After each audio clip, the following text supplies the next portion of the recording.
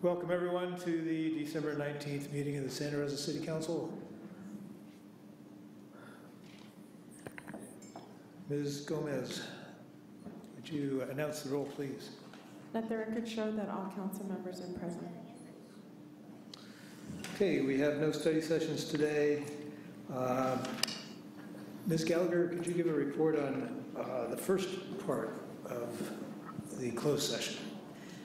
Yes, the first item on closed session, 12.1, the council gave direction to its labor negotiator. And on item 2.2, the council gave directions to our negotiator. Moving on to proclamations and presentations, of which we have none, and staff briefings, Mr. McGlynn. So Captain Craig Schwartz, who I believe is in the audience behind me, graduated with a Master in Arts in Homeland Security from the Naval Postgraduate School in Monterey. He received 2 awards at the end of his course of study. The first was the Curtis H. Butch Straub Achievement Award. It is voted on by members of each cohort and presented to the student in each graduating cohort whose leadership, integrity, vision, and intellectual courage best honor the student who demonstrated his commitment to the development of the discipline of Homeland Security and to public service. And the second award was the Outstanding Thesis Award. This winning document is chosen by a panel of faculty judges as a thesis that best exemplifies the contribution to the study and practice of Homeland Security. Captain Schwartz's thesis was titled Big Brother or Trusted Ally: How the Police Can Earn Community Support for Using Unmanned Aircraft. In addition, the Santa Rosa Police Department's Cop with a Shop program hosted 57 children from various community-based organizations to a shopping experience last Thursday. The department, in partnership with Target, teamed police department employees with youth who could buy gifts for their families or needed items for themselves this holiday season. Thank you. Thank you, Mr. McGlynn. I think you may have jumped ahead to item number 8. Did you have, do we have a fire and rebuild update, recovery and rebuild update today? I did jump, didn't I? That's okay, because that was an important thing to jump to. And Captain Schwartz, congratulations.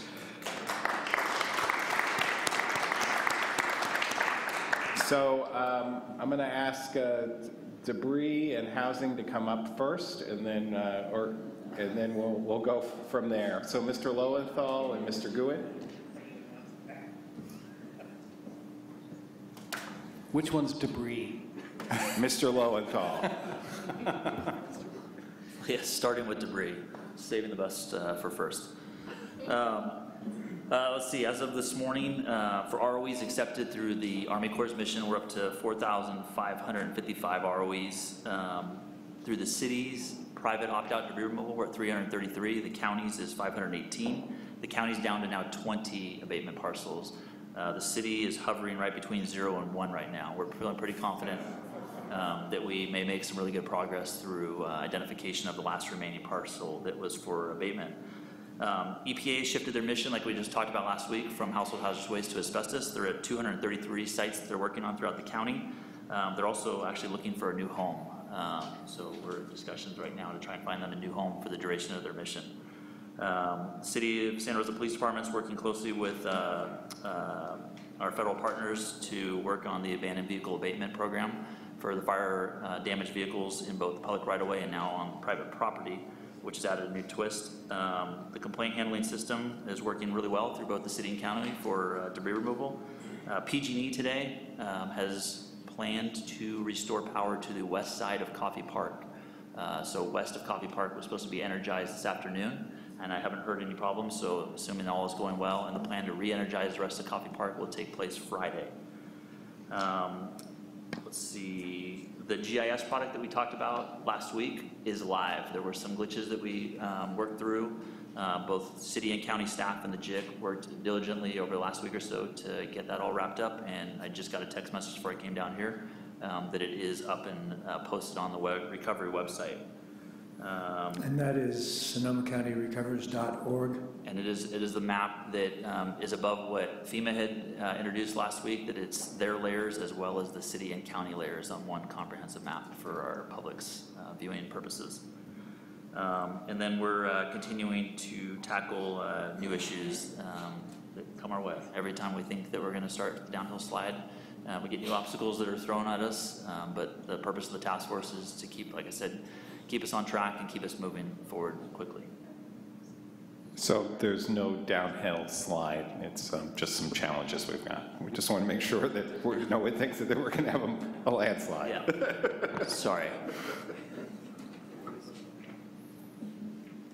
Yeah. And I'll just give a quick update. Our housing task force, again, this is a housing task force with the county, Cal OES, FEMA, the city, and HUD. We meet Wednesdays and Friday mornings. So we'll be meeting tomorrow. We are working on expanding the space and opportunities at the fairgrounds. That's something we've met on today with our engineering folks and fire department to support that effort. I'll have more information on that after our meeting tomorrow on where that stands in the timeline for expanding that location. With regards to creative housing solutions, as we mentioned before, Cal OES is interested in looking at creative housing solutions. So this is things such as tiny homes, containers, other things that can be put on properties to provide housing for people that are FEMA qualified. They have a RFI out currently. It's on our website, and the deadline for submissions is December 31st. So if people have interest, they can find that and go through SonomaRecovers.org. Sorry, David, could you, the RFI is on SonomaCountyRecovers.org? Yeah, we put it on our city site. You can get to our city site from that site, but the other direct link to it is srcity.org/rebuild, and it's right there on our front page, along with one sheet information guidelines for people rebuilding in Santa Rosa. So our city's website is being populated on a daily basis with additional one sheets for people, such as what if I have smoke damage, what do I do? What do I do about turning my water back on? Questions that we're getting on a regular basis. And so those are going to continue to be populated and pushed out to our website and hard copy in our permit center at room 6. So some quick numbers on what's happening over at the permit center. We talked about the total numbers that have come through. Over the past 4 days, we had 85 people walk in to our permit center. Again, there are questions, what it takes to rebuild, questions about the process, getting information so they can submit projects. We've had 132 calls in the past 4 days as well, so a lot of people calling and asking questions and visiting our website. So we're trying to push as much information out as possible to the public and the development community. We have 5 plans that are pending review that have come in. One of those is a commercial property, the Oakland Senior Living a care facility that burnt down on Fountain Grove Parkway. That's the one commercial facility. The rest are single-family homes. And we've met with a few other businesses today that are looking to rebuild as fast as possible. So we're working with them what the process looks like to get back up and operational as quick as possible. And that's what I have for housing. Okay. Council questions. Mr. Tibbetts. I mean, he used to sit there. Did you have your hand up? Okay. It's okay. I see Mr. you guys Rogers. look the same, I guess. Out of the corner of my eye, you look exactly right.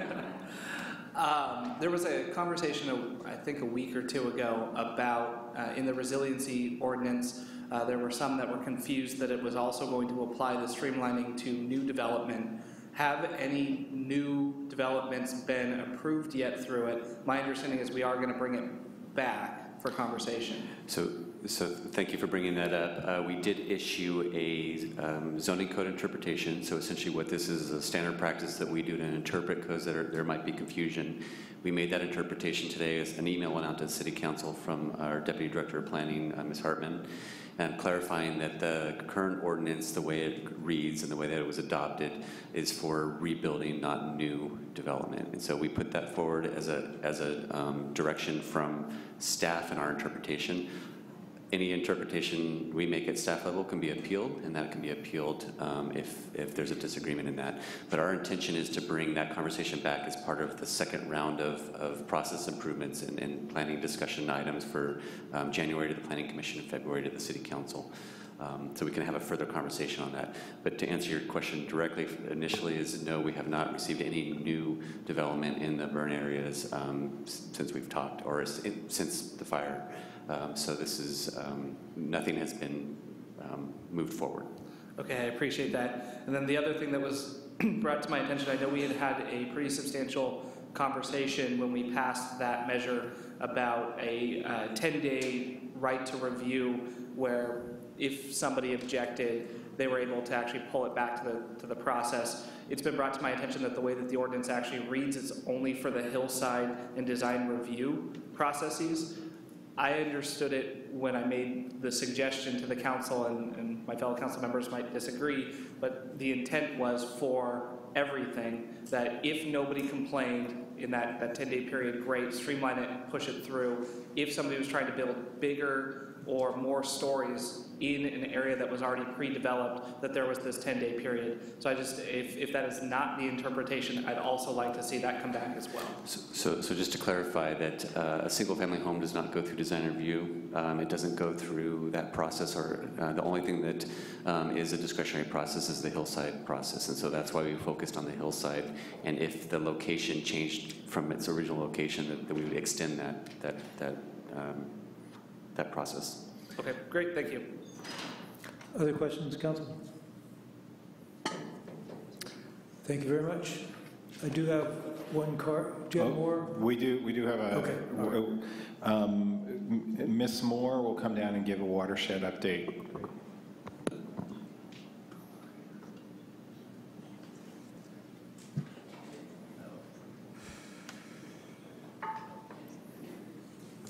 Good afternoon.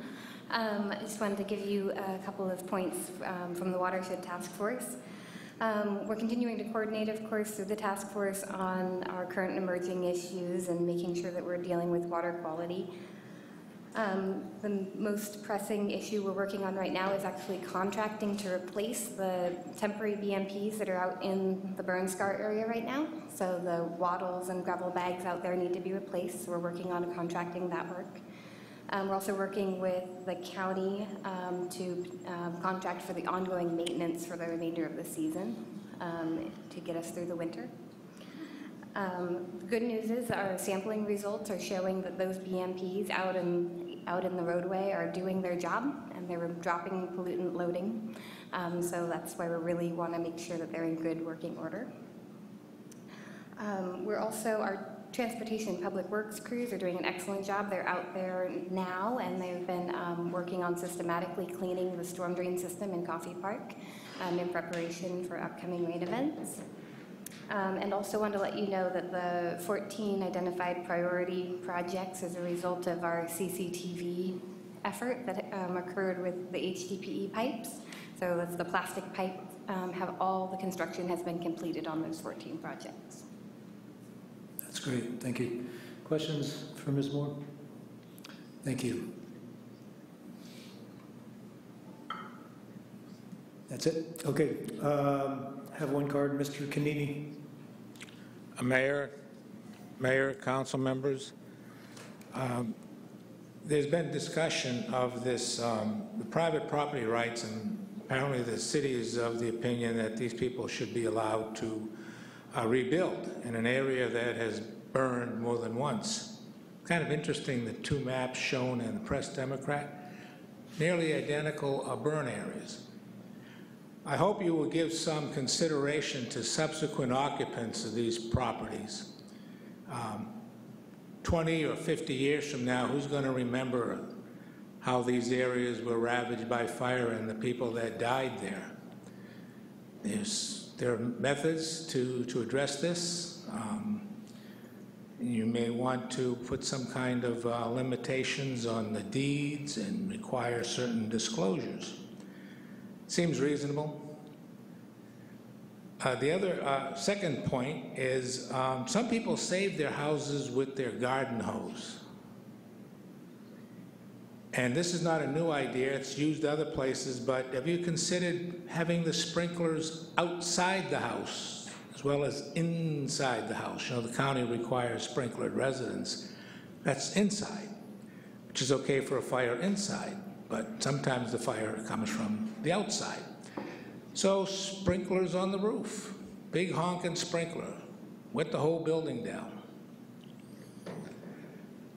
So much for fire-induced fires. This gives us cause to think and remind ourselves of the great San Francisco earthquake and fire.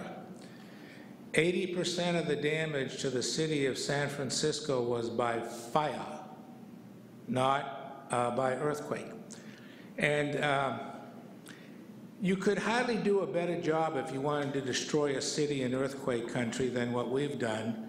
Consider we have gas lines, and we have electric lines, and we have water lines feeding our hydrants. When the earthquake comes, it snaps the gas lines, so you got the fuel. Then the electrical lines are snapped, there's your spark, you got your fire going, and the water you want to put it out with, you probably can't get because the water lines are broken, not carrying. Could hardly do a better job. San Francisco, as you know, has some tanks in the street intersections. I don't know that Santa Rosa has any of that. You probably should be aware, and you're confident your fire department's aware that certain roads are going to be impassable. The 101, which is in the wrong location, could make a lot of problems of fire trucks getting to some isolated areas. These are things you need to consider. That's it. Thank you. Thank you. Let's see. Mayor, did you have a card for me on that one? I do not.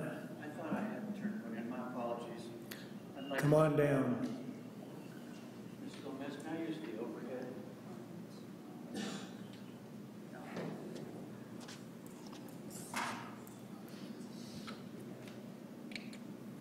Thank you for getting this fixed.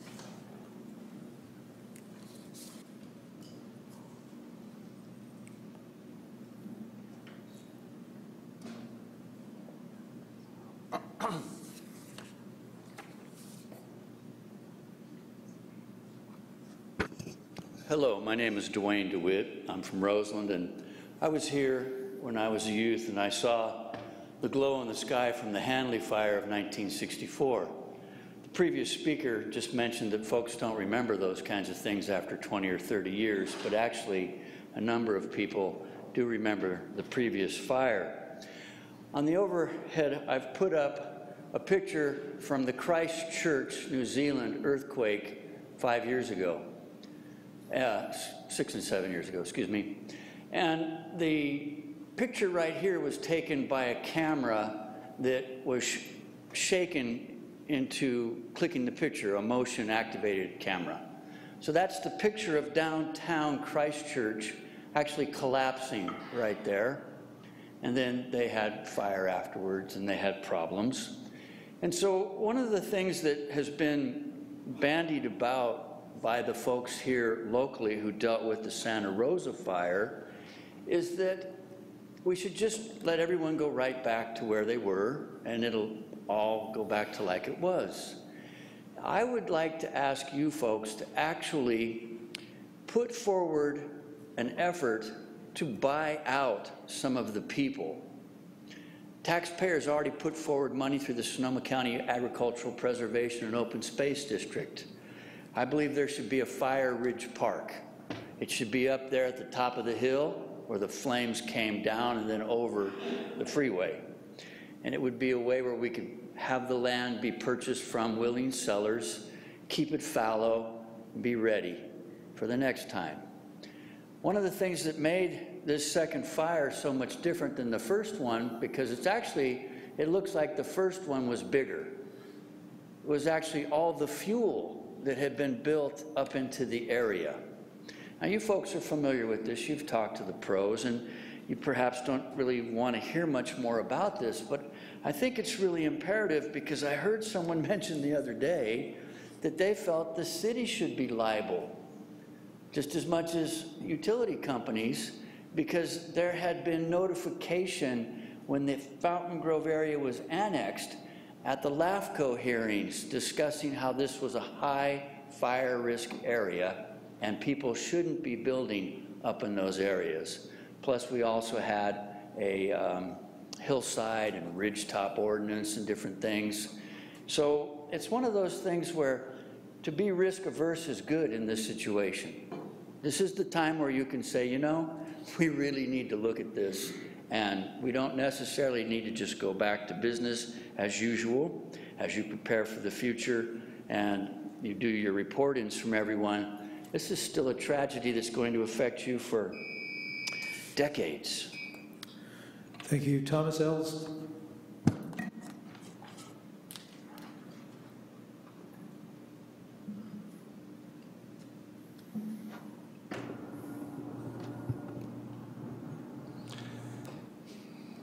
I pray you forgive me. As Dwayne mentions, I'm sure you've seen this and heard a lot of this so many times. It's hard, it's reliving it, really, in a way. But to relive it in our mind, sometimes it's not really the same as reliving it in reality. And that's what we don't want to do, is relive it in reality. And so what Dwayne mentioned is probably accurate. I don't know exactly how you do that within the city, but within the county, probably you could. In the county areas, you might be able, because they're larger lots, very big, and you could buy some of those. I don't mean you, or maybe you. Really, they need to do it. They need to work together. They need to create a district that's an infrastructure district. It's like a water district that provides water up there to fight the fire, that also acquires properties, something like the Greenway, the Southeast Greenway, that can make big swaths, like he said, strips of those lands, and make them so that you can get in there without, you can drive into it without the fear of the fire coming and getting you before you could get out. And to have those resisting, essentially fire resistant areas is because low fuel, and they have to be maintained. And water up there, and so should that be the burden of the city? Maybe within the city, in those areas that are outside of the city, it's probably got to be their burden. But it's got to be done, or it really could be a situation where people are coming back at the planning. There is a fire element to the general plan. So there's a housing element, there's a fire element that's intended to protect people. And if you just say, oh, all you have to do is cut back some of the area on your property and your house is going to be fine, well, it's not going to be fine. And please do drive way up in there into the foothills, and you'll see how that fire swept over really large areas fairly significantly. And so we have to rethink fire protection at this point. The one thing I would say to finish is that fire footprint, or fingerprint almost, thumbprint, from the two, from Hanley and then Tubbs Fire. When we look at things structurally, it's called characteristic. The equation that it works out, the vibration, it's called a characteristic equation. When you look at that, the way that the shape, the actual physical shape, it's exactly the same. It's the same characteristic. You could write an equation and it would come out the same. So you could write one 50 years from now, it'll come out the same, unless something else changes. Thank you. Thank you. Peter Cherniff?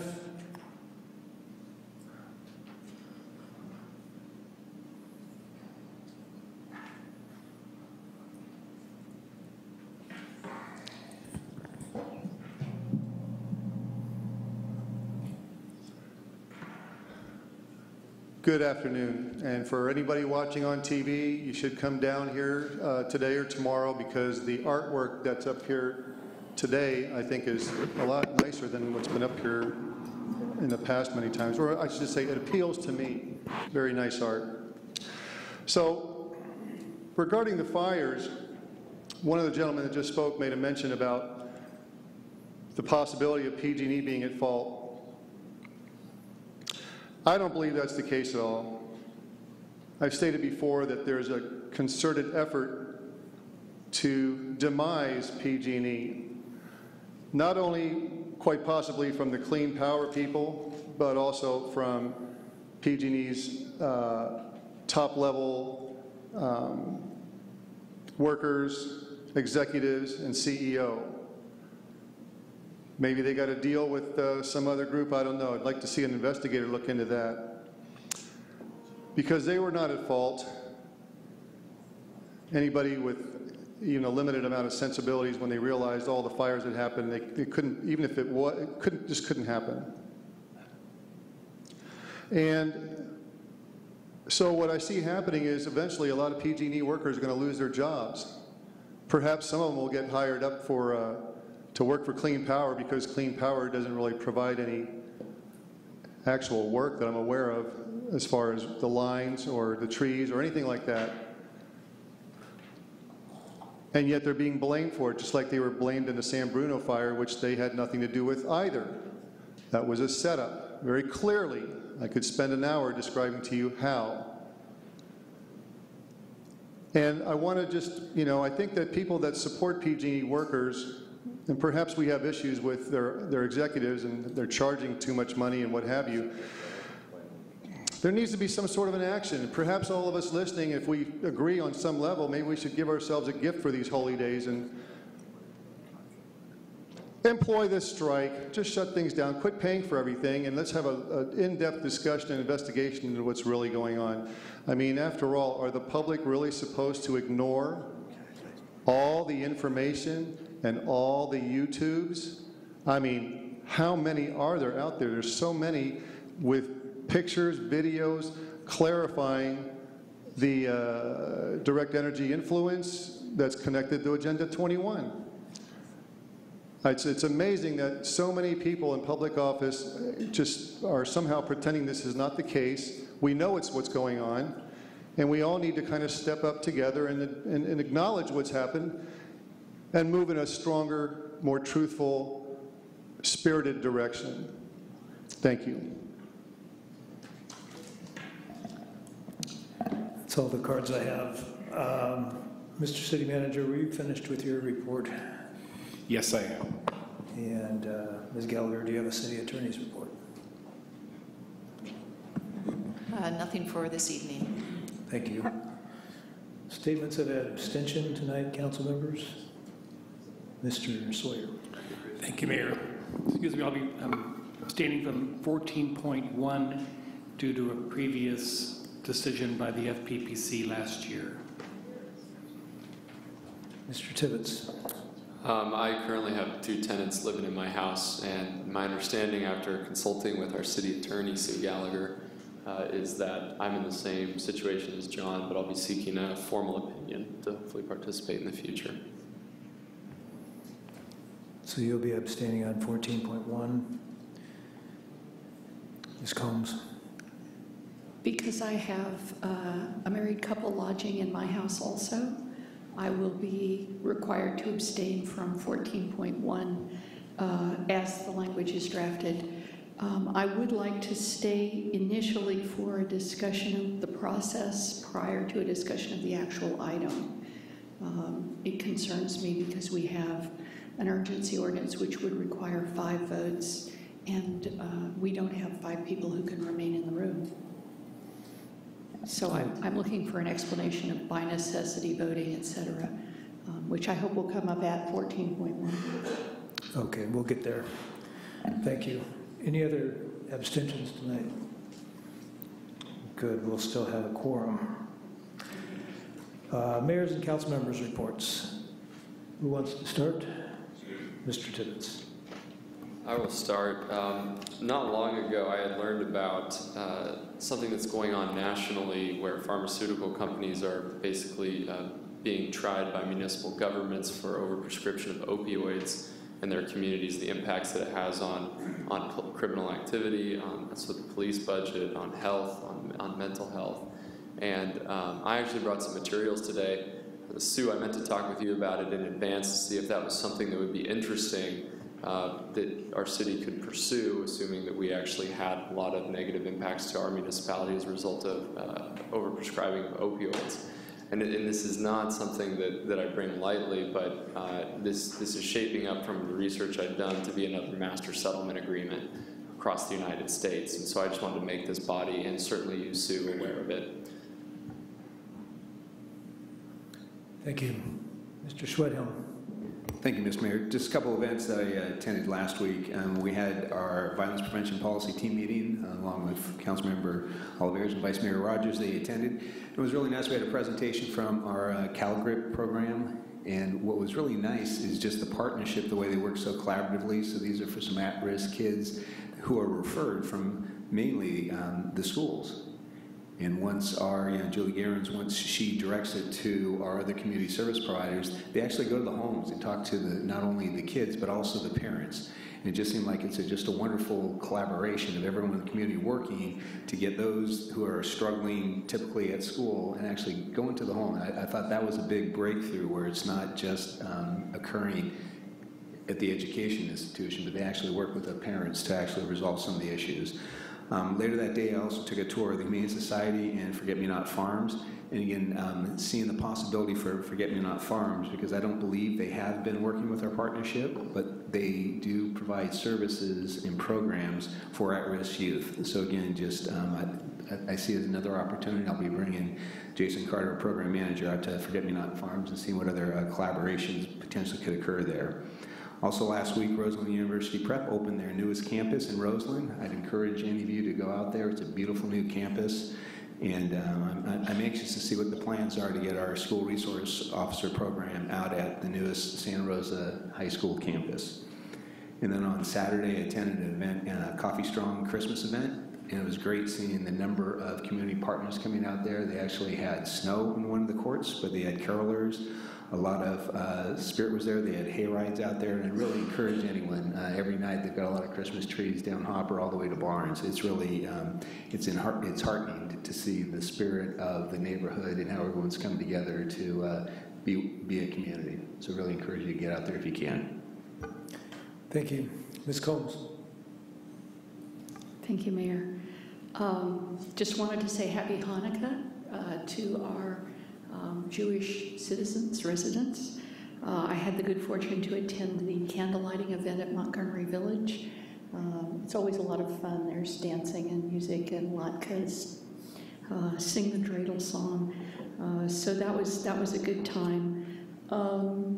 I was unable to attend, but got a lot of feedback regarding a conversation with an author who has done research on rebuilding following fire.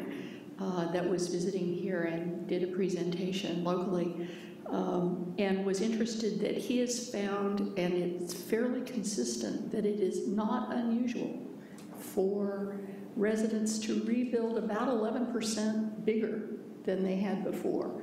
And this doesn't seem like the direction that we would like to go in our wildlife-urban interface, which he recommends calling something else. I think it was like the Wealth Vulnerable Index. He said it has more to do with the affluence vulnerability, AVI, the Affluence Vulnerability Index, that wealthy people tend to live near the wildlife-urban interface or on the wildlife-urban interface, and that it's a way of that we're subsidizing that process. So we may want to look more carefully at the suggestion that came during public comment regarding how do we help land trusts purchase property of individuals who are making their own choice. Again, I strongly believe in the choice of the individuals who are making their own choice to possibly sell that property and maintain it as not housing rather than increasing density in our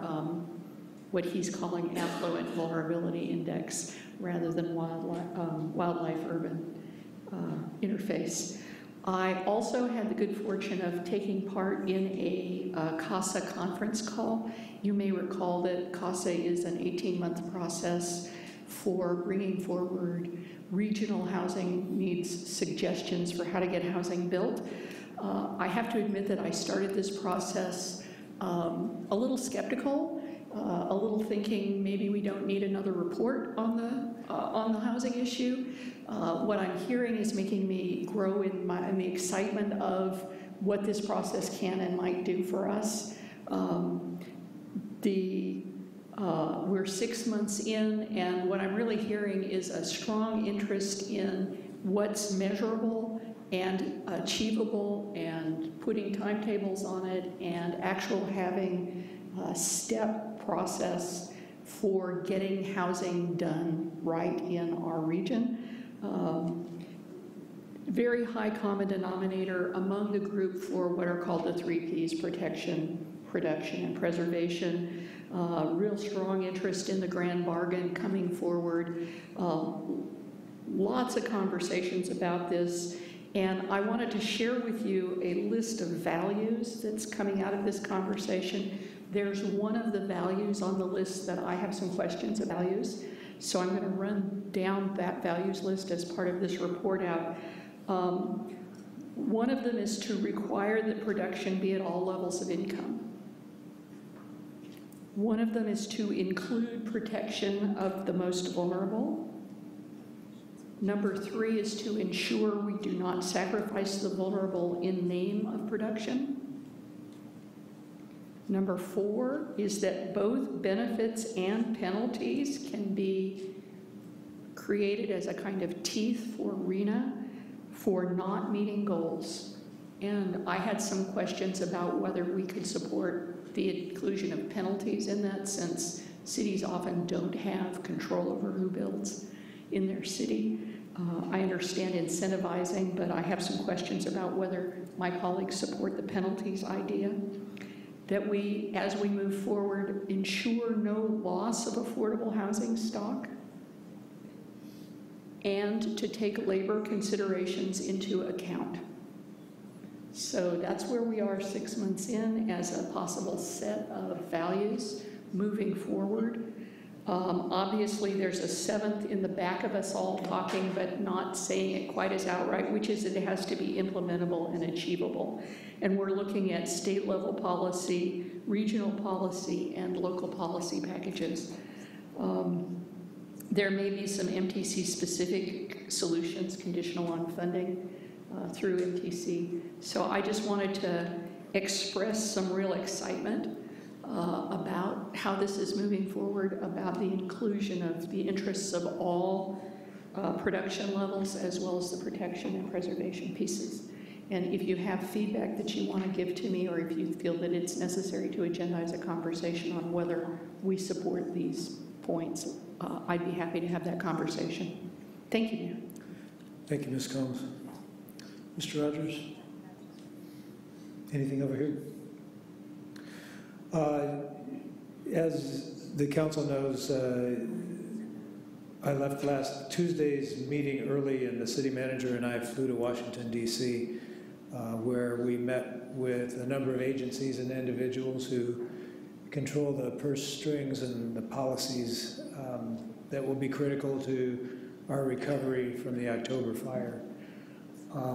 We had meetings with members of Congress, with staff on both sides of the aisle of the House Appropriations Committee, with officials of the Department of Housing and Urban Development, and others while we were there. It was a productive couple of days. We didn't come home with any bags of money over our shoulders, but we gained a lot of insight into the process of disaster funding, and I think that we were able to have some sympathetic ears to what's going on here. Yesterday, we were informed that the House Appropriations Committee Chairman Rodney Frelinghuysen introduced a bill for $81 billion in disaster relief and recovery funds for Texas, Florida, Louisiana, Puerto Rico, the U.S. Virgin Islands, and yes, California. Importantly, this bill includes a provision providing up to 90% federal cost share for wildlife disasters. This was our primary ask in all of our meetings last week. I don't know that our ask turned the corner on this, but it certainly didn't hurt, and we're glad to see it. Introducing a bill is a long way from passing it, so we'll have to keep bird dogging this as it goes through the process.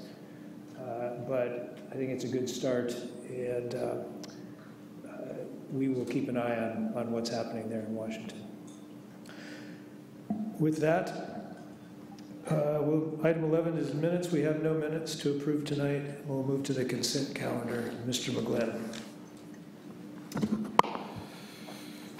Item 12.1, resolution, First Amendment to Solid Waste Collection Services Agreement between the City of Santa Rosa and Recology Sonoma Marin DBA Recology Santa Rosa to include low-income discount program. Item 12.2, resolution, Santa Rosa Junior College Pilot Program to provide an unlimited access pass to students, extension for remainder of fiscal year 2017-18.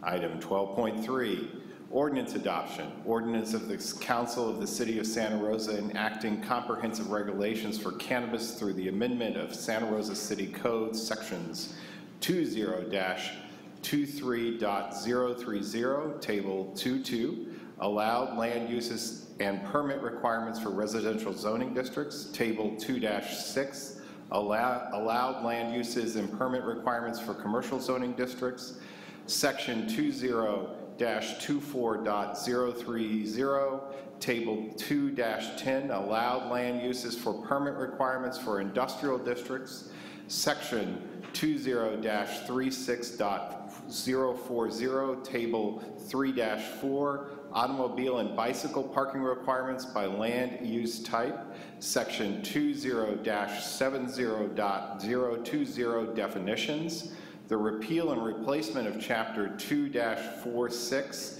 medical cannabis cultivation, with Chapter 2-46, cannabis, the repeal of Chapter 10-40, medical cannabis dispensaries, and the adoption of exemption findings pursuant to the California Environmental Quality Act, file number REZ 17-002. Thank you. Councilor, are there any questions on consent items? Seeing none, I have one card. Peter Cherneff.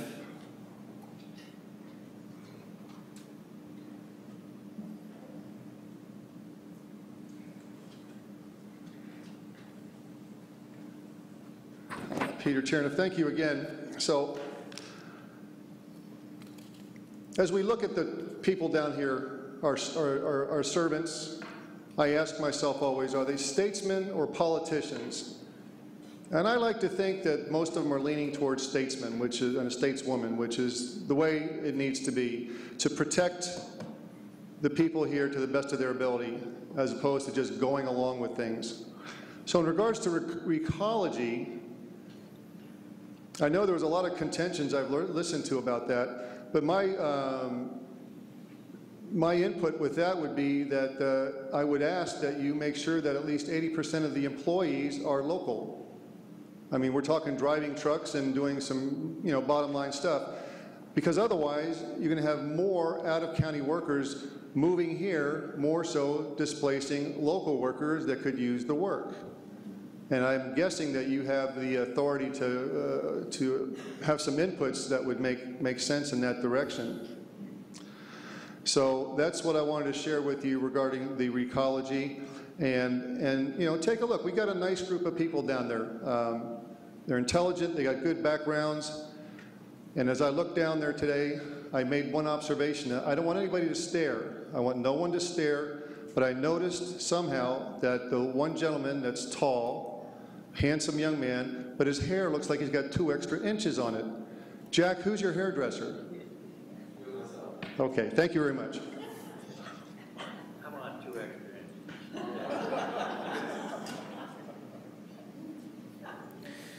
Thank you. We're 10 minutes early for public comment, and I'm reluctant to... Should we move this? Oh, sorry about that. No, that's not. I'm happy to keep talking about Jack's hair if you'd like. I'm sorry, Mr. Rogers, please. With that, I will move items 12.1, 12.2, and 12.3 of the consent calendar and wait further reading of the text. Your votes? Oh, we're on the... I used the machine. I think we're on Did you join?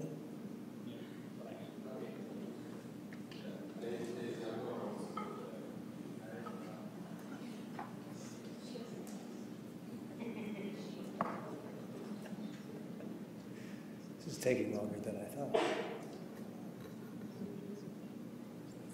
You want me to just turn on the machine here? The light? Yes. Yeah. Good idea. You ready? Your votes by button, please. That passes unanimously. I'm going to take a 10-minute break.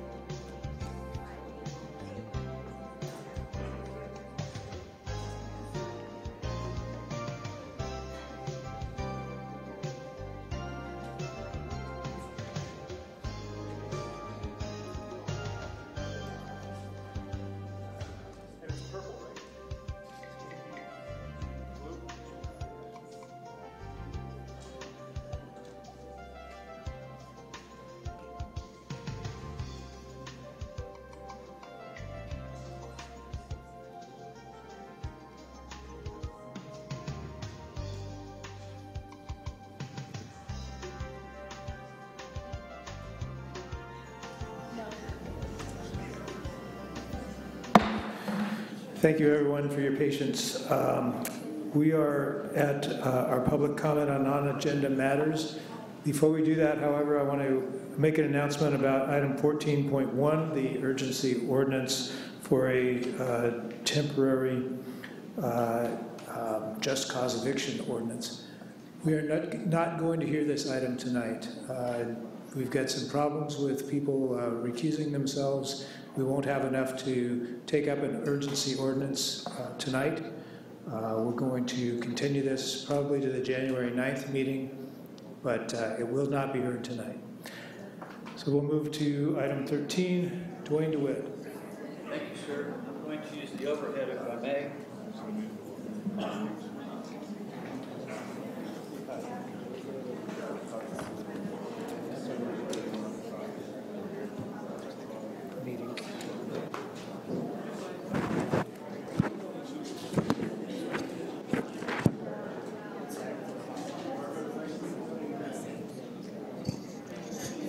Hello, my name is Dwayne DeWitt. I'm from Roseland. I'm going to speak quickly because there's a lot of information I want to share with you right here, right now. I wanted to talk about how for a generation we've essentially been catering to the more well-to-do, and we've basically been crippling our larger community, if you will. This is from 2001. It points out that we were a destination for the wealthy, bigger homes. Check that size out, that's one family. So the year before that, we'd had a city vision for Santa Rosa, and we had talked about how we would be doing arts, transportation, and housing in the downtown area. We didn't really get there. This is a report from the turn of the century, also 2000, about homelessness in urban America, and it pointed out that it was happening more in towns like our size. So 2 years ago, in the New York Times, it was asked, where should a poor family live? And we have a difficult discussion here because we don't really know where to do it in Santa Rosa. But I wanted to show you something from Denmark. This is housing for poor students in that Copenhagen area, and they've done really well. People accept housing like that. And notice there's green space right there. So you can do it in a city. So I wanted to bring something back to you. This is about the Tubbs fire again. But down here in the area where Journey's End was, we have housing for poor people. And I believe we need to save Journey's End. We saved it once, we need to save it again. 20 years ago when we were saving Journey's End, we looked into the idea that there should be mobile home park resident ownership. And I believe that your housing authority should be looking into this as a possible way to help save that housing at Journey's End. There was an application that was brand new back in '96 when this came out, and when I talked to the people in the housing authority and in the community development for the city, they said, oh yeah, we're going to stay tuned into that. But it turns out over at the Journey's End, new people bought that area, and they didn't even allow Section 8 housing vouchers anymore, and then the people that got burned out, they've been having difficulty getting back in. So I asked the Housing Authority at their meeting yesterday if they would put this on the agenda to find a way to help the residents of that park get back into the park as soon as possible and potentially own it. It's zoned as a mobile home site. It shouldn't be zoned out. It should stay that way, and we should be putting people in to housing again. So thank you again for your time. Always remember, save Journey's End. It's a good spot. Thank you. Peter Chernev. Thank you very much, Mayor. So I got a lot of responses after mentioning Jack's hairstyle, and everybody came up and talked to me, and you know, everybody, just about everybody there. And then former Police Chief Tom comes up, and he says, you know, you got to be careful what you say. And I saw his tie. I said, look, I like your tie so much, I'll give you $100 for it. And he wouldn't sell it to me. I don't know why, but it's a nice tie. So I want to share this, that I'm getting very frustrated. It's almost embarrassing. It's tiresome of hearing different groups of people coming up asking you for solutions when they have the power to make the solutions and make the changes which you could then facilitate. I've said that numerous times, but you don't pay attention.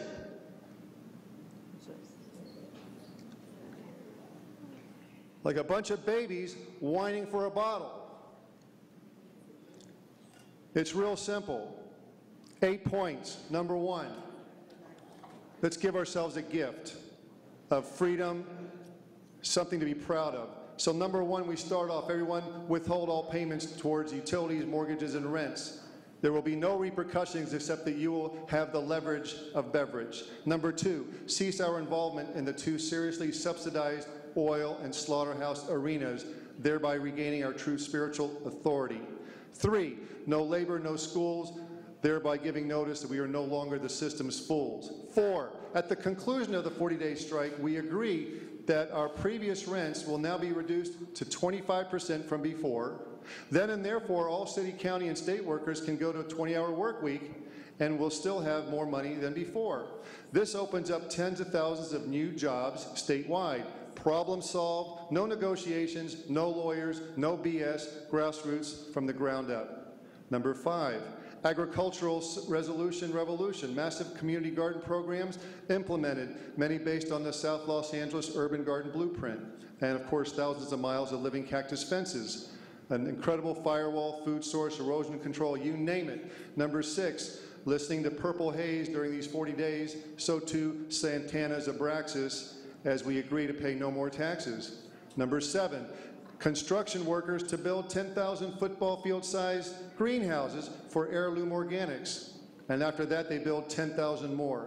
Prepare for the biggest party ever, as the strike will set free Leonard Peltier, Momia Abu-Jamal, Dr. Jeffrey McDonald, and the U.S. Constitution. First time ever to be the law of the land.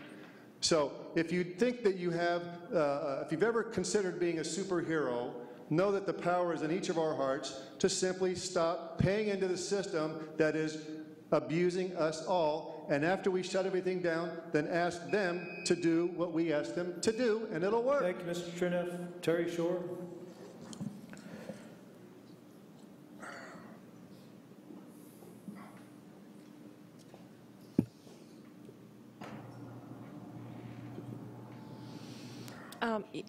Hello, yes, good evening, Mayor, council members, staff, and members of the public. I'm Terry Shoreham with Greenbelt Alliance, and I just wanted to make a couple of clarifying comments related to some of the comments made by Councilmember Combs about the discussion today. Greenbelt Alliance, with our partner Sierra Club, did host Gregory Simon, who's a professor from the University of Colorado, who wrote a book recently called Flame and Fortune in the American West.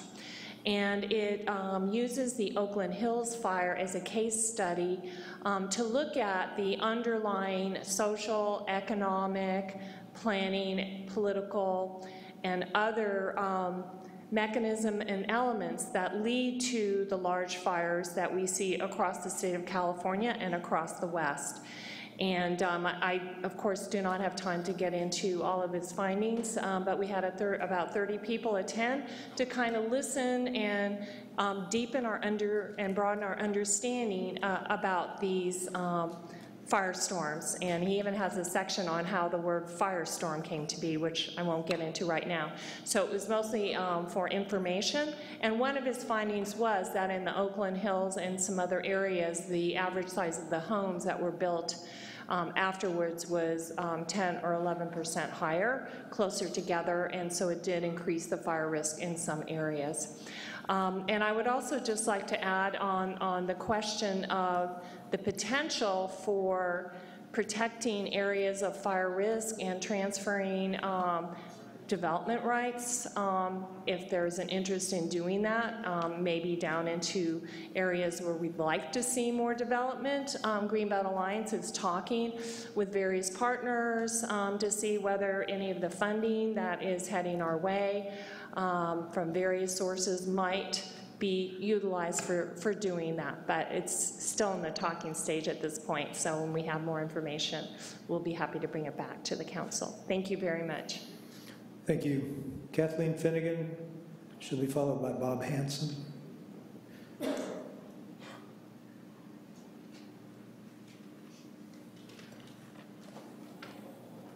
I'm Kathleen Finnegan. I live in Santa Rosa. Good evening, everyone. I want to revisit some events from a couple of weeks back when we had an eviction of homeless people from 6th Street, 5th Street, also on 9th Street. And in the aftermath, some very disturbing misunderstandings, let me say, came to light. So in the Press Democrat on November 17th, Kelly Kuykendall from Homeless Services stated that hotel vouchers had been offered to homeless people, and that is not correct. I did speak with Ms. Kuykendall after that, and she agreed. Also, the host person, Stephanie, told me on the scene they did not have vouchers. But it ended up being printed in the Press Democrat that homeless people were offered hotel vouchers and turned them down. That is simply untrue. Subsequently, City Manager Mr. McGlynn reported on November 21st to Council that outreach and engagement efforts were challenged by concerned citizens, and consequently, many of the occupants vacated the area rather than electing placement into services and shelter, unquote. That is, as our grandfathers would say, Mr. McGlynn, a big bunch of malarkey. We were operating under, we activists who were there to help the homeless in the task of moving their possessions, et cetera, didn't know where they were going to go. 21 went to Sam Jones, 40 to 50 decided to go elsewhere because the circumstances at Sam Jones are felt by some to lack privacy, and there is no safety there for them. They're insecure. So we did not challenge by any stretch. In fact, 2 of the advocates took 2 of the homeless people after the host team left and helped them get into Sam Jones. So I want to have the record clear on this. And the reason I think it is important is we've got some more stuff coming up in January. The camps down in Roseland are going to be relocated yet again, and Doyle Park also is going to be evacuated. And so let us be careful about who is saying what about what. And we will be there to, as always, monitor police activity. And may I say that the police conducted themselves on 6th Street very, very well. So thank you. Happy holidays to you. Thank you. Bob Hanson. He'll be followed by Davin Cardenas. Good evening, everybody. I'd like to address the veterans and the registered voters of our city. Our city council is promoting a construction policy of 5,000 new homes in our city. We have neither the infrastructure nor the ability to provide water for this construction agenda. If anybody in our public sector has a legal expertise to file a moratorium against this city council approving any residential tract development in our city, and against this city council approving any more cost overruns on these city widening street projects we have, a contractor doing a street widening project in Santa Rosa has no incentive to bring that project in on time and on budget when he can come before the city council and any cost overruns will be approved. Our city council does not have the authority to negatively impact the quality of life for the citizens of our city and not put that construction agenda on the ballot. If this city council is allowed to proceed unchecked before the elections next year, 5,000 homes will be approved and under construction before the public is allowed to vote on this. I've been in contact with a well-respected member of our community, a nationally acclaimed constitutional lawyer. He can put this city council in check. It takes public support. If you agree with me that bigger isn't better, that the quality of life for the citizens of Santa Rosa far exceeds projected tax revenue, and that Santa Rosa should be the stopping point for this urban sprawl we see roaring towards us. Give me a call, Bob Hanson, 331-7487. Again, 331-7487. If this city council is allowed to proceed unchecked, we're going to wake up in the morning to single-family tract homes from 101 to Sebastopol, and the public is not going to be allowed to vote on it, and that's wrong. Thank you. Gavin Cardenas. She'll be followed by Karen Wehagen. Hello, Council. Just want to speak in support of just cause eviction policies. Thank you, Mayor, for putting on the agenda. You know, my opinion is that it was a pretty logical policy pre-fire, 2016, we were having this conversation, and post-fire, it seems like a slam dunk, like it's a non-thinker, right? I think this is an obvious policy we need, especially as rents have risen 36% since the fires. We know we've been facing rent increases of 60% over the last 6 years. And we know all the stories that we're hearing from tenants. I have, you know, there was a story told to me, somebody who did not want to come to the meeting because they fear retaliation for speaking as a tenant, as a vulnerable tenant with no just cause. They had their rents raised before Measure C, as many landlords did before the rent control vote. She had her second increase after the fires, and she's been notified that after this statewide rent moratorium ends in April, at the end of April, she's been notified she'll have another increase, right? So we know the impacts that are being brought upon tenants right now in Santa Rosa. This seems like the simplest policy that we can actually enact. It's a no-brainer in terms of our compassion and how we demonstrate what a justice-based recovery can look like. And I just also want to remind us that when we hear from landlords on this issue, we're going to hear sad stories and sob stories, but these are the same folks who were threatening to raise rents before Measure C vote, and these were the same folks who actually raised them before and after the Measure C vote, and they were also the folks who challenged the policy of rent control that you all put forward in 2016. And so we want to think about the players, and when we talk about a recovery and who a recovery can be for, who are the faces and the voices that we're taking into consideration when we do that. But I hope in January we could actually move ahead with the policy. I know there was a lot of negotiations happening about who can vote today and such, but I know you all are also compassionate people, and I know you know the same voices, the same faces, the same value systems that I see around me, and we hope that leads to a vote for the renters of Santa Rosa. So thank you. Thank you. Karen Wehagen. She'll be followed by Marlena Martirano.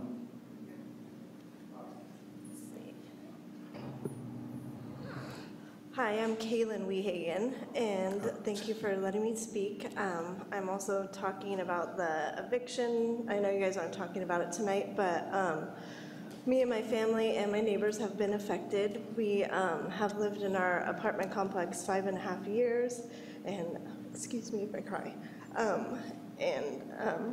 Obviously I have a new baby, and our neighbors are family people that have kids ranging from high school to 3 years old, somebody that's lived there over 10 years, and after the fires, somebody new bought our apartment complex from Campbell, California, which is hours away, and they came in and inspected everybody's properties, and then they raised rent 10%, and then around Thanksgiving, we all got our 60-day eviction notice because they want to remodel and double the rent. And so we are having to look for a new place while I'm on maternity leave. And, you know, all our neighbors are afraid, and it's really hard trying to find a place, especially if you have a dog. And it's just really challenging, and we hope that you, you know, take this into consideration. And you know, we're going to be paying a lot more in rent, and it's just really challenging for us and as a new family. So thank you very much. Have a Merry Christmas. Thank you, Kaylin. Marlena Martirano. Hello. She'll be followed by Kathleen Cipolla. Hello, Mayor Corsi, council members. Thank you so much for letting me speak today. My name is Marlena Martirano. I'm with the North Bay Organizing Project, and I'm speaking tonight because daily I'm hearing stories of people that are being evicted for no cause, something I can relate to. In 2010, I was evicted for no cause after 16 and a half years tenancy, and I hadn't even once been late with the rent, for instance. 7 months ago, the Press Democrat did an article about tenant protections, and I mentioned the need for just cause for eviction protections, and also mentioned that I was a housing voucher recipient. That article generated 96 comments. Some mentioned that they were landlords, and the comments were generally attacks at my appearance, how I looked, and my sanity, because there was a photograph of me in the paper, and also basically how I'm a loser. The article did not mention, and I did not stress to have it mentioned, that I have an 814 credit score and I carry renter's insurance. But all that didn't matter prior to the fires, and it definitely doesn't mean anything now, although it should. Good and long-standing tenants are being evicted from their homes for no cause, with no place to go and no fault of their own. I hear these stories all the time. And it's by landlords that are profiting from this horrific fire disaster that our community is experiencing. So I'm asking the council to kindly please consider a very common sense just cause for eviction policy to protect many tenants right now that are very stressed out and could be evicted any time. And it just seems sane and humane, and will keep our community intact. So anyway, thank you so much for your time. Thank you. Kathleen Sapolo, followed by Thomas Ells. Mayor Chris Corsi, council members. My name, Kathleen Chipola. I'm a retired elementary school teacher and a member of North Bay Organizing Project. I know people affected by unjust evictions. They are families, and they are elders, and they are vulnerable. And these are the people who need the protection of a just cause eviction policy. These evictions do more than boggle the mind, they boggle the heart. Thank you. Thank you. Thomas Ells. Thank you. As long as I'm up here, I'll comment up here. Today it was revealed at the Board of Supervisors, by the Board of Supervisors, that 60% of the doctors in Sonoma County had their homes burned. 60% of the physicians in Sonoma County had their homes burned, up in Fountain Grove and up Reevely and Mark West Springs. They can all afford a lot of rent. And one doctor's family was in my presence, and they were debating and negotiating over the price they would pay, and they agreed to pay $13,000 a month. And many of them probably can afford to pay that. Probably all of them could afford to pay that. Something we're thinking about, we keep talking about 5% of the housing stock was lost. But that's 5% of the houses of people who can afford to pay exorbitant rent. And they move over and they take 5% of the rest of the housing and pay exorbitant rent in that. That's a 10% loss. 10% loss to the rest of us who have a challenge to pay that rent.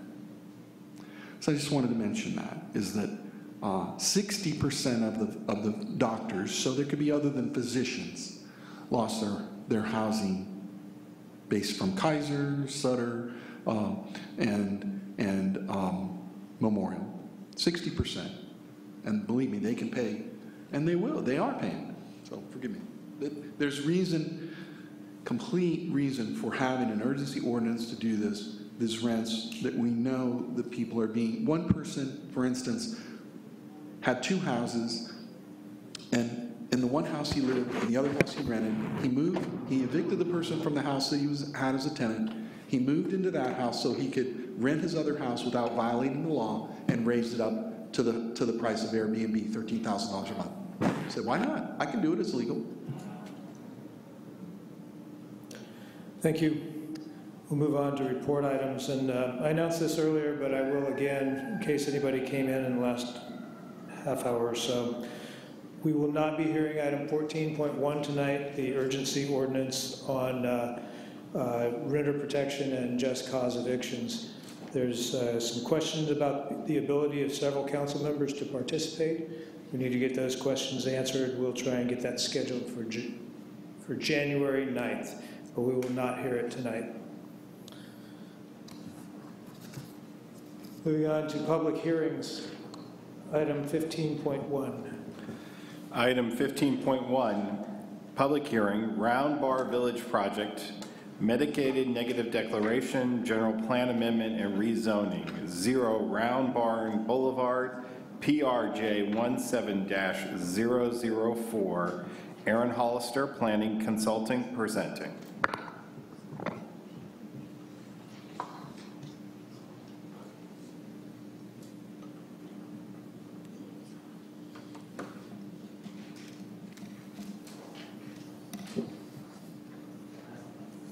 Thank you. Good evening, Mr. Mayor, members of council. I'm Aaron Hollister, here to present the Round Barn Village General Plan Amendment and Rezoning.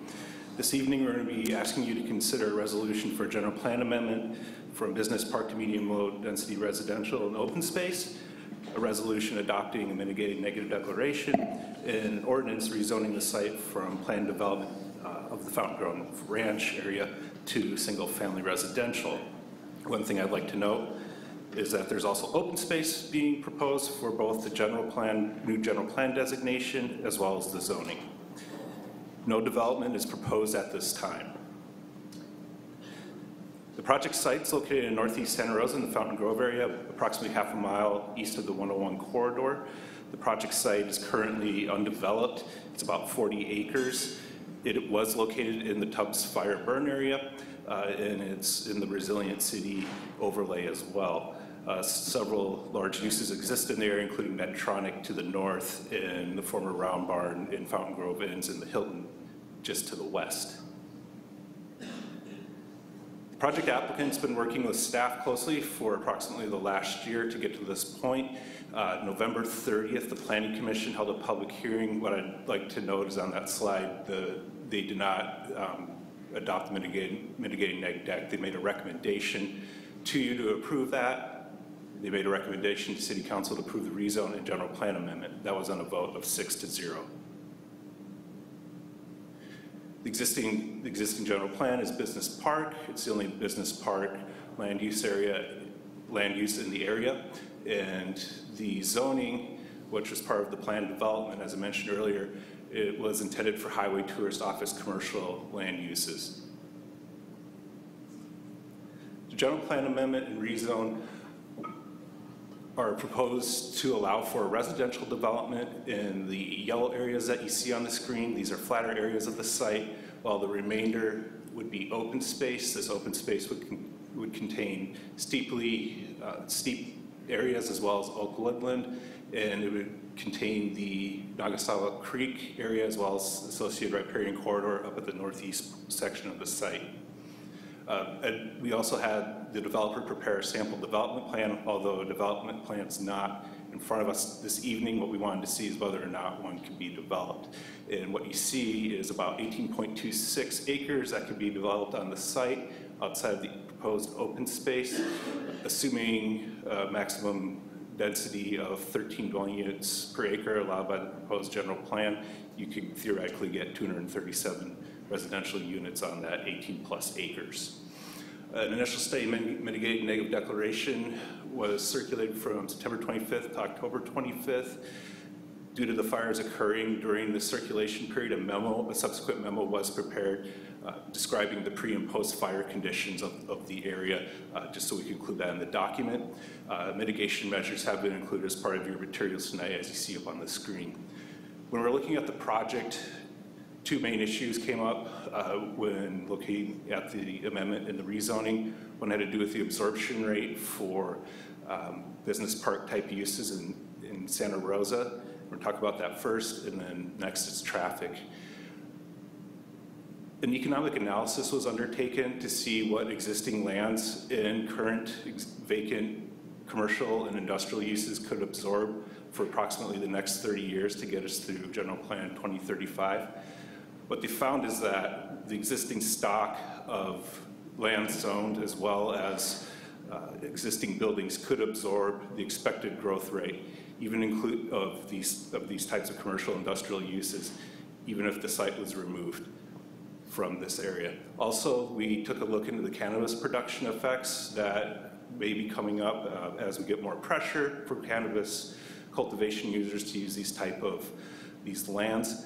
What they found out is that, yes, there has been slight increases in the rent recently. However, they cannot definitely attribute that to the cannabis. It could be a larger, again, that's what was put forth in the economic study, but the rents have gone up recently.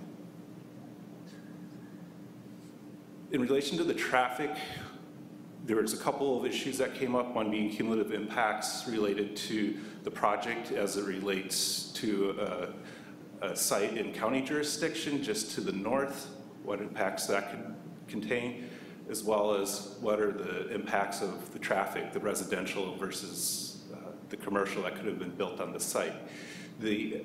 What we found out is that there's actually less residential trips per day on the site, over 2,300 fewer trips.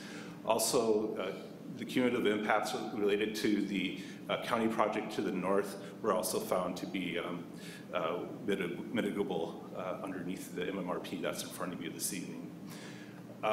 There's been a number of comments that have been received since this was put together. We have received additional comments, and they have to deal with rebuilding in the fire area, whether or not that's a wise decision. With that, I'm going to wrap up my presentation and recommend that you approve the ordinance this evening, the resolution adopting the general plan, and the resolution approving the mitigated neg deck. I'll be available for questions. Thank you. Councilor, are there questions? Start at the end, Mr. Tibbetts. Thank you, Mr. Mayor. One of the questions I have is about the density. It's a 13 units per acre under the current zoning, but if you could help educate me on zoning rules. Is that a minimum? Is there a variance? Is it 13 to 20? Is it 10 to 15? What's the standard? Sure, thank you, Councilor. 8 to 13 would be the number proposed under the general plan. Thank you. Another question I had is about the open space. Who's going to be maintaining that? Is that going to be our Parks Department, the Open Space District, or maintained by the developer or the management company? So we have the developer here this evening who can answer that question if you don't mind. Sure. Okay. Sure.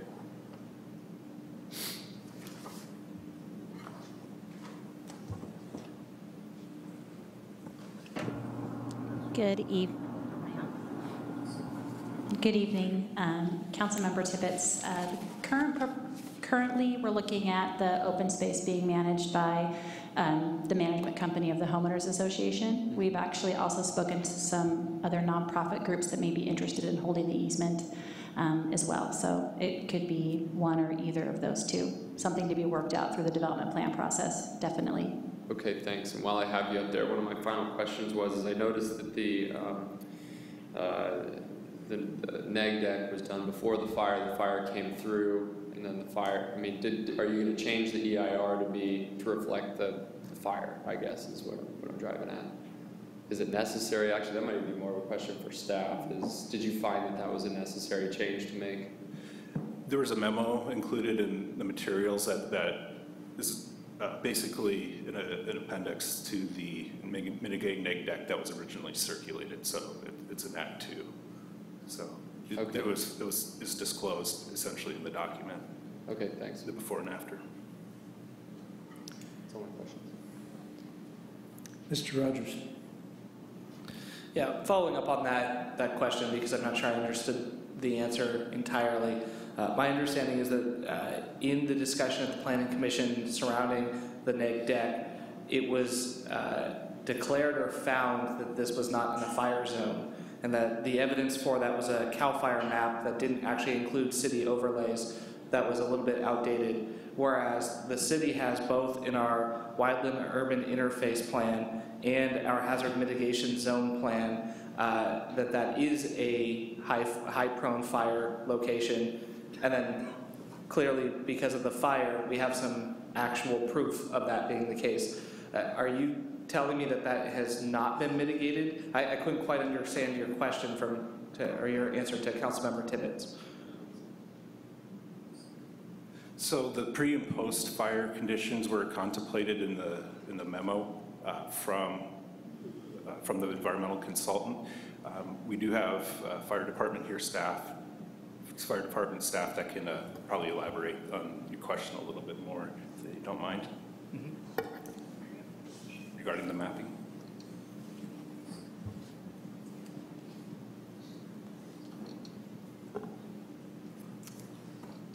Good evening, Mayor, members of council. Scott Moon, Fire Marshal. I'm not sure if this is the answer to your question. The area that is proposed for the transition from commercial to residential is within our designated wildland urban interface area. It was within the footprint of the fire as well. So I'm not sure if there's something specific you're looking for. I'm asking specifically, and maybe I'm misunderstanding, and I'm looking, I don't have the letter that you're referencing. I don't think, I'm seeing nods from my fellow council members that they don't as well related to the neg deck. And I think the question stems from a concern that when the development eventually comes through, that changes to the building will be addressed appropriately.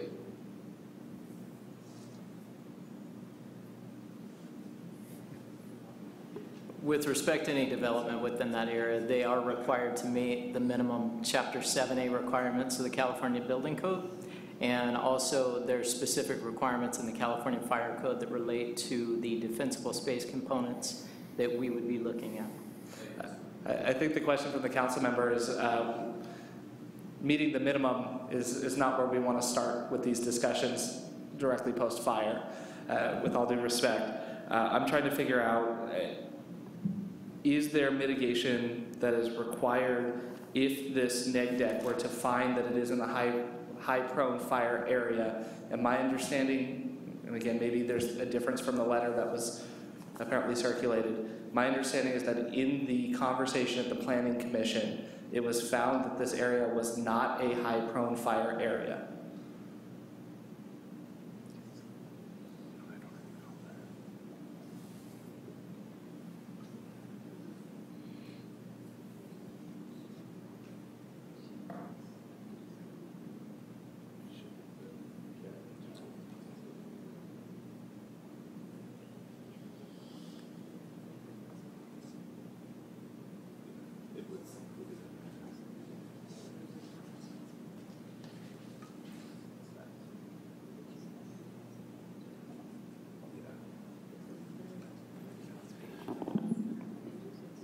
Yes, and then we found that you may have missed in the attachments. It's clear at the end of the document.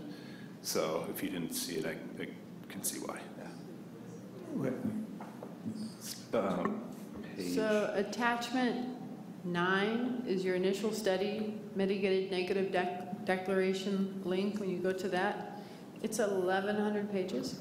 But if you click on the very last PDF there, it is it's the last page because it's the most current of that, and it basically bridges the gap between what was analyzed pre-fire and then brings the review current to post-fire. So it evaluated the difference. It's a letter that's dated October 11th of 2017 from First Carbon Solutions. And I also wanted to mention that we do have a representative from First Carbon Solutions who prepared the document who might be able to answer some questions as well.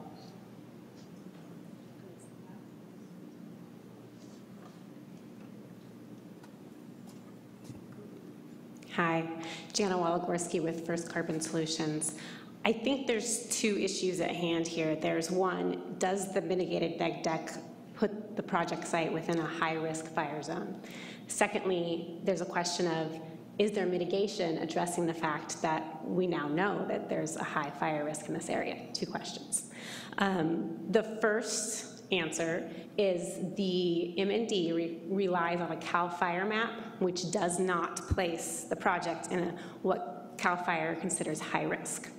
So that's what the MND says. Then we have this letter that's addended to the MND, and that pulls in the project's location within the wild-urban interface, and it describes the project's relation to the Santa Rosa Hazard Mitigation Plan. So despite the fact that the project is within that area, there are no regulations coming out of the Hazard Risk Mitigation Plan, which is where the wild-urban interface is defined and developed. There are no specific project measures that need to be applied from that mitigation plan. So there's that answer. I think that answers both, actually. The MND itself does not identify the wild-urban interface area. We have the addendum to it that does, and that there is no mitigation in there. We rely on the fact that the project would in fact have to comply with existing regulations and any new regulations that are developed by your city to further protect your city from future wildfire instances.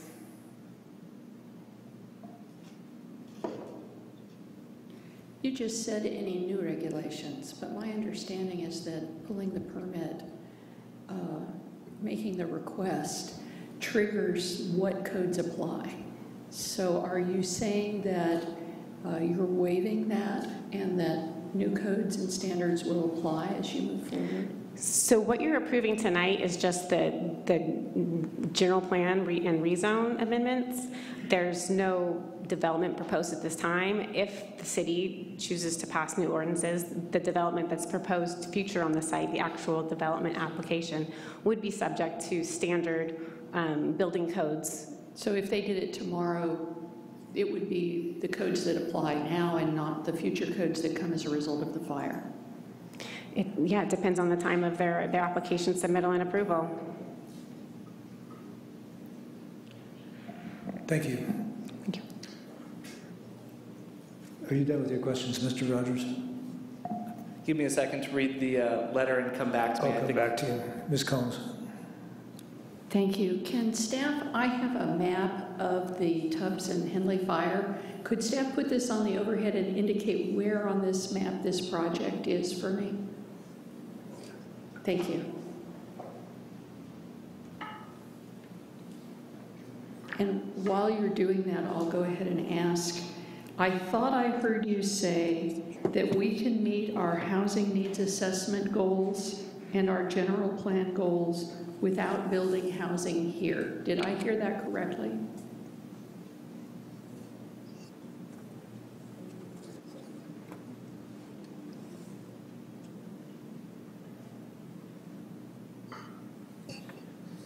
I believe the answer is no, we do not need this. We don't have to have housing here to meet our general plan or our housing needs assessment. That's correct. The site was previously identified, or is currently identified as a business park, so it was not included in that. Okay, so this land is not part of our RENA numbers?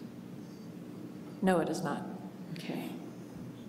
Ms. Combs, I think we have the map ready. So it's within both the red fire zone and the black fire zone map, is that right? So it was this area was affected by both the Henley and the more recent fire? Yes. Okay, I just wanted to make sure I fully understood that. Is it possible for us in a zoning hearing like this to restrict this site so it cannot have populations that are difficult to evacuate? For example, seniors, persons with memory care needs, or other vulnerable populations. During zoning processes, is that possible? So what's before you tonight is a general plan amendment and rezoning, so it's really a land use decision. Currently, it's business park, and there are certain findings for amending the general plan to something else, one of which is business park is no longer appropriate, and the proposed land use has been deemed appropriate for this site. Sounds like a no. But you can't condition that type of decision, because it's not subject to development standards or other policies. It's focused on land use, and then the zoning should correspond and implement that land use decision. Okay.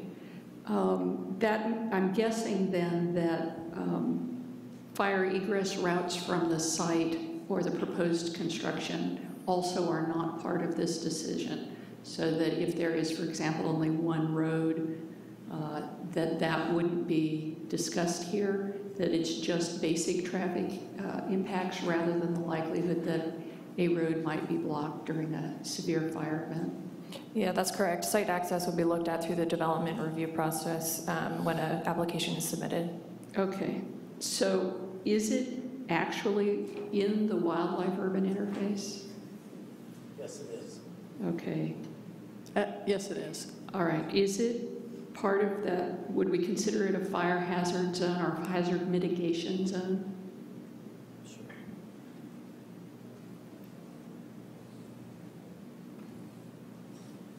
As mentioned before, this location is within our designated, locally adopted wildland urban interface fire area. Okay.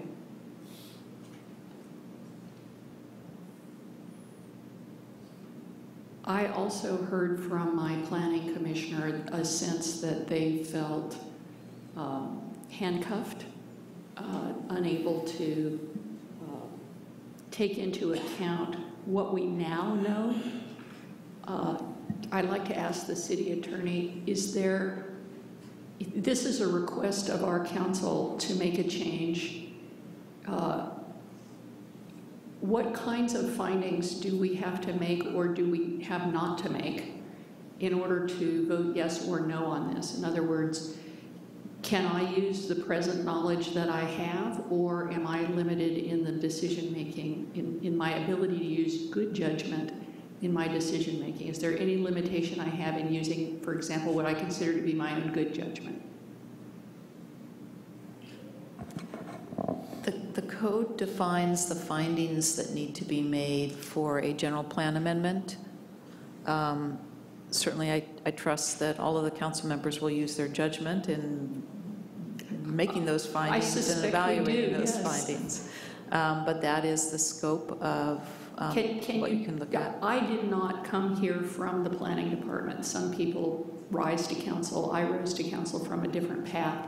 Can you give me clarification on what those items are?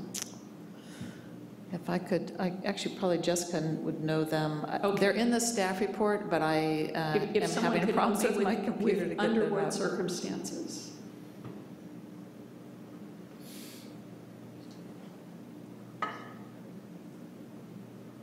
It always bothers me when we have a project come forward only for zoning without knowing what the full project is. And the unlinking of zoning from projects really concerns me. And I would like us in the future to have conversations specific to that, because we are so limited in what we can do with regard to this at this stage, and reassurances on what land use it might be or might not be in the future.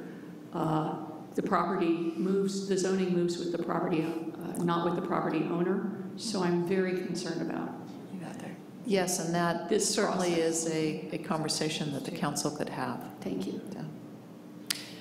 So there are 4 findings that the council has to make, which are included in the resolution. Yes.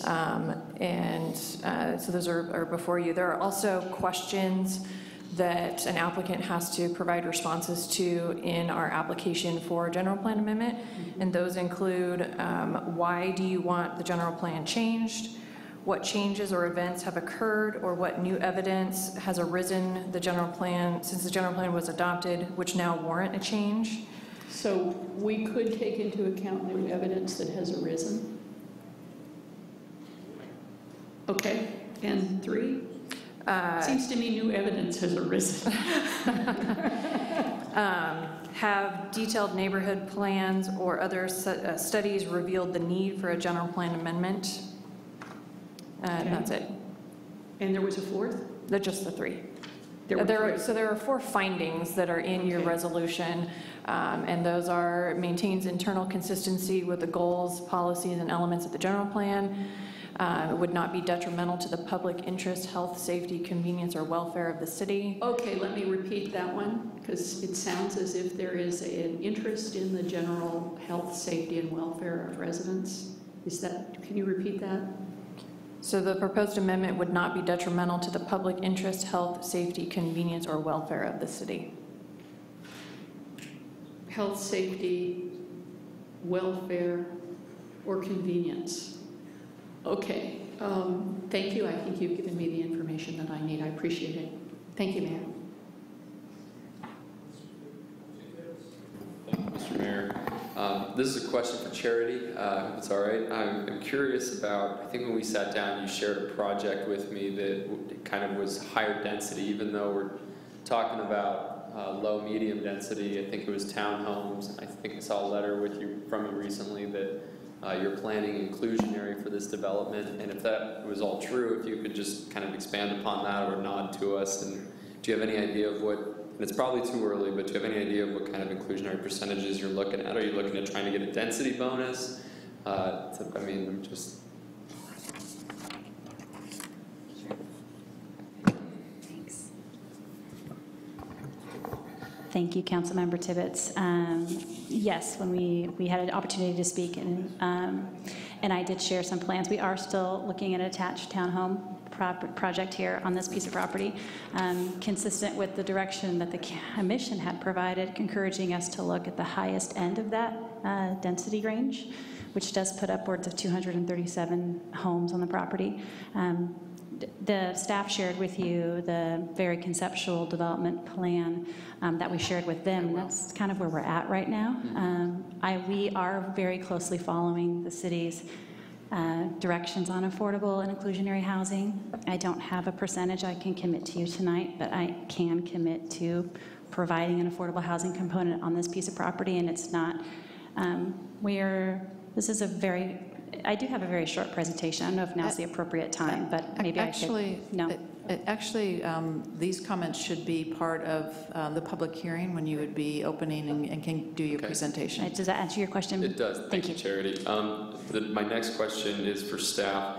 You know, in the future, it put us in an awkward position. I'm sure the planning commissioners too, as Councilmember Combs pointed out, and I know that we've changed zoning in the past before, and it's gone through with relative ease.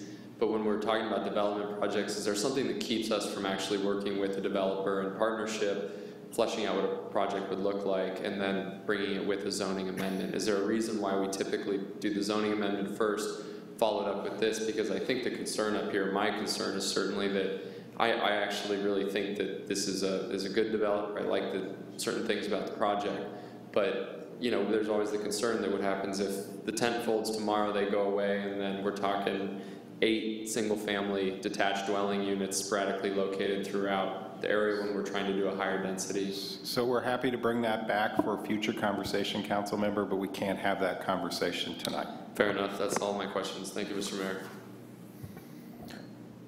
A couple questions.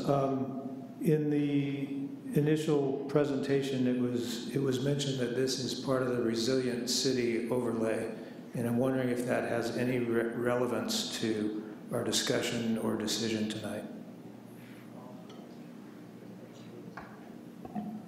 So this is a vacant site, so it has been determined by staff through an interpretation that the Resilient City measures would apply to properties that were previously developed and were affected by the fires, but not to previously vacant sites. Okay, so there is no relevance to this particular project. I'm sorry, I got your first name, Aaron, not your last name. Hollister. Thank you, Mr. Mayor. Hollister. Mr. Hollister mentioned that there were 2 main issues at the Planning Commission here, the absorption rate and traffic. Was fire not an issue at all? Those were the issues that were studied prior to the fire event occurring. To the fire. Yes. When the events happened in October, it obviously changed some of the discussion that we were having. Okay. And I think And as far as traffic, do I understand correctly that you're saying that this project would reduce traffic? yes, that's correct, compared to a commercial project that could potentially be built under the zoning right now. Okay, it wouldn't reduce from what's there now, it would reduce Right. it compared to another project. A potential project. Thank you.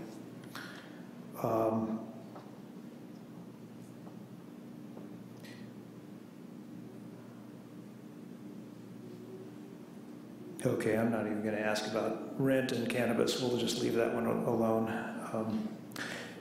Are there any further questions, council, at this point? All right, this is a public hearing. I'm going to open the public hearing.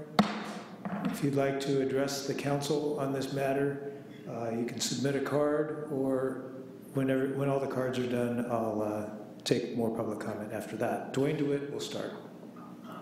May I have the map that they had on the overhead put back up, please? Not my map, but in there. There were several maps there, Mr. DeWitt. Yeah, I think it's a plan map, called. It's called a plan map. All right.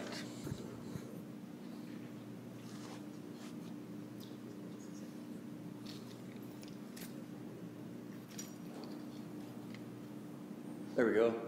The other one right there. That looks best. Hello, my name is Dwayne DeWitt. I've been trained in city planning, environmental planning, and urban planning. Today, what you have before you is planners splitting burnt hairs. It's like getting so deep into the weeds, forgetting that the real deal is how to keep our community safe from a future calamity, and to do it in a way which is accountable and transparent to the community. I would ask you tonight to hold off on this. There's no reason to be changing any zoning until you get a project that's proposed. What happens when you do this type of thing is it's the search for OPM, other people's money. You basically get your zoning and then say, okay, you can go out and talk to developers, speculators, land use people, and say, let's bring this money in, let's do this, let's do that. I'd like to see you do nothing with this tonight and say, wait a minute, this is not an appropriate forum yet.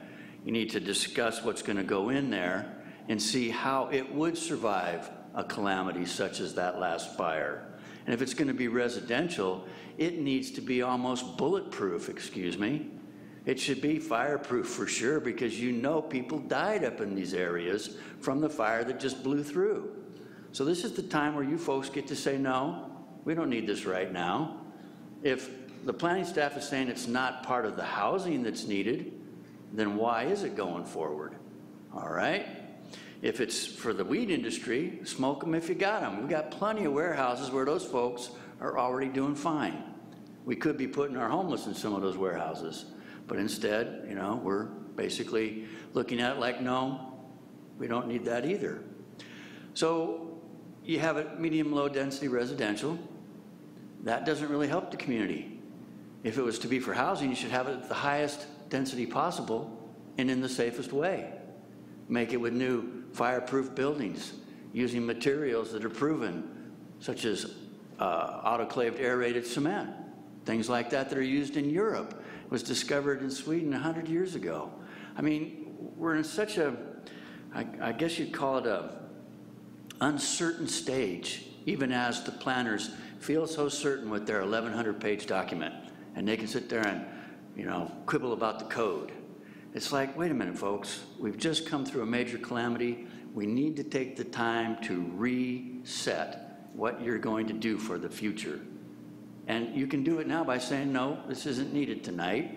Come back when we've gotten our new approaches in order that you've discussed with the greater community, not just yourselves, not just the developers, but the entire community in which you exist for health, safety, and welfare of the 180,000 people in Santa Rosa. Thank you for your time.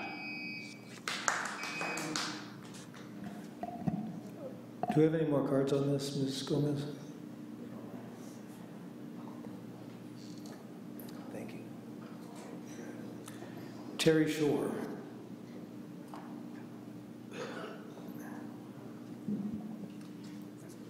Hi, Terry Shore, Greenbelt Alliance. This is kind of a tough one for us. We did make comments at the Planning Commission and also submitted another letter that I don't think is in your packet. So we do share some of the concerns of the city council members about doing a rezoning without a project, about it being in the fire area. And do we need to do this now? On the other hand, I have had a number of conversations with the developers, and I think we have the potential to do a really good project with City Ventures. They have a good track record with these types of projects around the Bay Area. So I guess it's a tough decision. We're kind of agnostic about it, so we just urge the City Council to do the best they can in making this decision, and Greenbelt Alliance would like to work closely with the council and the developers if and when this moves forward. Thank you. Thank you. Thomas Ells.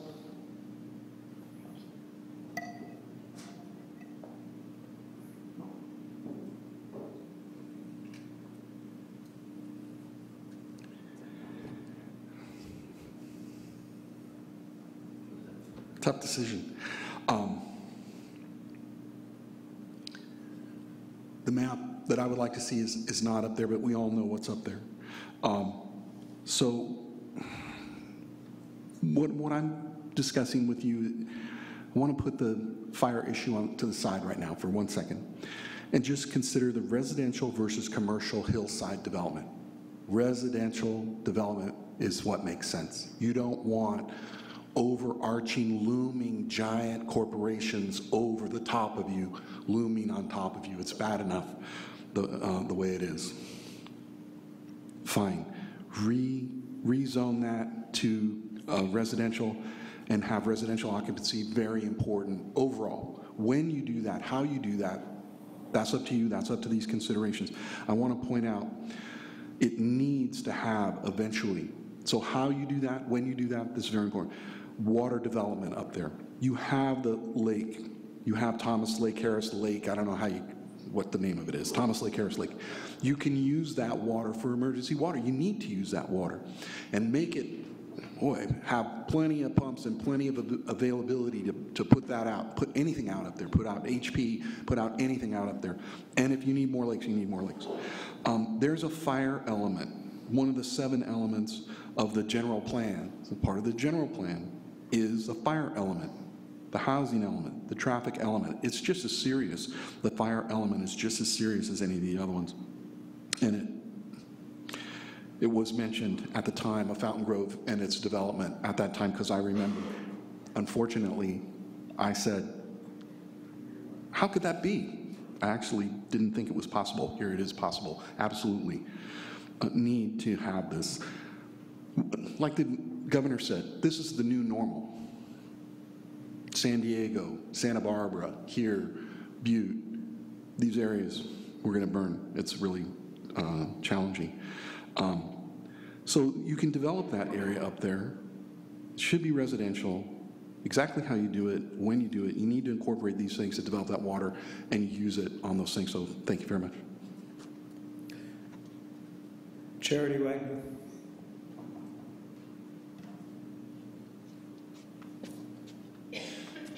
Good evening again.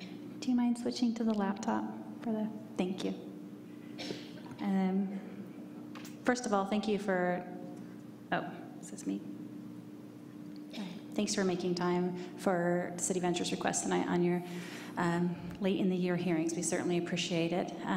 This project is a really important one for City Ventures, and we also think for the City of Santa Rosa as well. We have been working on this for a few years now, only most recently having submitted our formal application earlier this year, but this project dates back to the summer of 2014 when we had meetings with Mr. Regalia, the past development director. We filed some pre-applications. We held our own City Ventures sponsored community meeting in which we had 1 attendant. We went through the city-sponsored neighborhood meeting process. Nobody showed up for that meeting. And subsequent to all of those internal meetings with staff over the last couple years, we did submit a formal application for general plan of rezone alone, without a development application, to ask the question of the city, is residential appropriate at this location? We've been following the city's housing conversations for the past 2 years and feel pretty strongly that this site in particular is not just appropriate for housing, but the type of housing that we're looking at up here, together with the open space designation. I don't think we should lose sight of the combination of those two requests tonight. This is a similar map that was up previously. So in taking a look at this, what we really want to do is take an underutilized 40-acre piece of property sitting vacant, designated for office and business park, and transition that into 2 different designations for housing and for open space. And that area designated for housing is a little less than half of the total acreage of the site, about 18.26 acres, which could yield an additional 237 homes for the city of Santa Rosa, something I'm personally very passionate about. I have been since I've been working up here since 2013, and even more so now, subsequent to all the recent tragedy up here and the real strong demand for housing. I listened to the question about the RENA numbers just quickly. Those RENA numbers are also pre-fire conditions, where we're looking at even a more extreme case for housing need up here. The type of housing we're looking at is an attached housing product. It is a for sale product. It's for sale homes. But all of that is really the next question for the Planning Commission to consider, for us to work with staff. What I'm asking for tonight is support to look at a housing project up here that can provide additional housing units to Fountain Grove, to the city of Santa Rosa, in a piece of property that transitions from the highway commercial designation to this medium low to very low as you climb east. The designations are very intentional. The designation for housing on this piece of property is set at this 18 acres. It's the most developable portion. It's flat, it's maintaining the area of the creek riparian area, maintaining the large oak groves. So this all in looking at traffic and circulation patterns and what could the density really be up here. That's a nice blend with the neighborhood context as well. This map shows better kind of the transition from the commercial highway to the west to what we're proposing to be for residential, then gets to low density, then gets to very low density.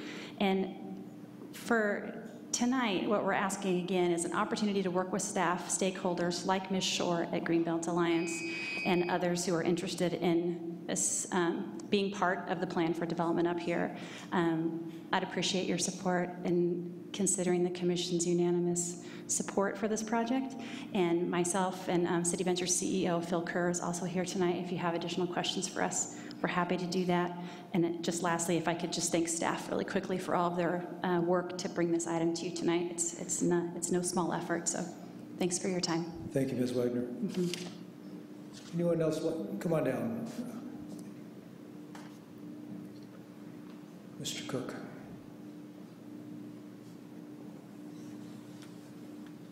Thank you, Mike Cook, Santa Rosa.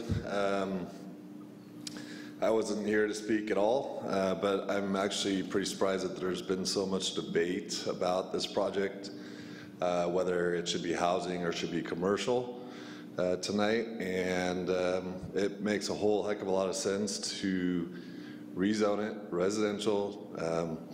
Charity said it's 240 homes. 240 homes that without this rezone can't be built. I'm pretty sure I've been following your conversations over the last several years regarding housing in Santa Rosa. I'm pretty sure that the City Council has made it a priority to help build more housing. Here's your chance, and I hope everybody votes for it. Thank you. Anyone else want to speak to the council on this item? Seeing no one rise, I will close the public hearing. Council, are there any further questions for staff on this?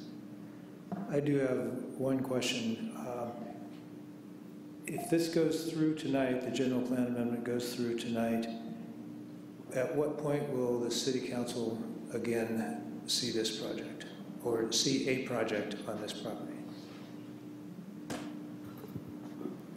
The next steps in the process would be to submit applications for development, which, depending on what the development is, would likely be design review. If a conditional, which would go to the design review board, if a conditional use permit or tentative map are proposed, that would go to the planning commission. So in short, the council would not see this unless it came to you on appeal. Thank you. Mr. Tibbetts, you want to get a motion on the table before we have further conversation?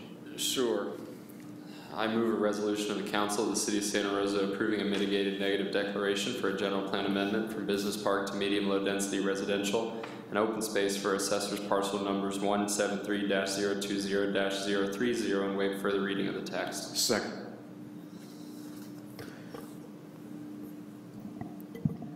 Council,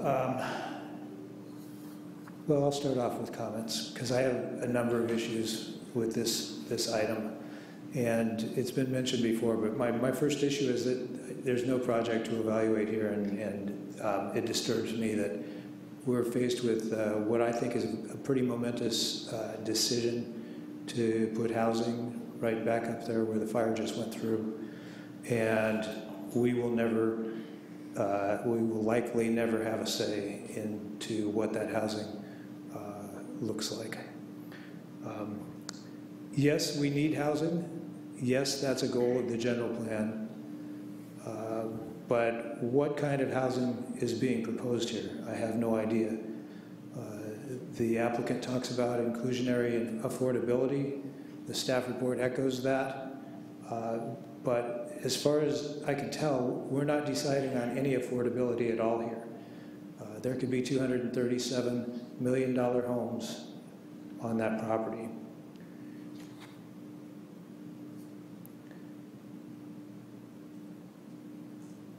So this particular area just went through the worst wildfire in California history 10 weeks ago.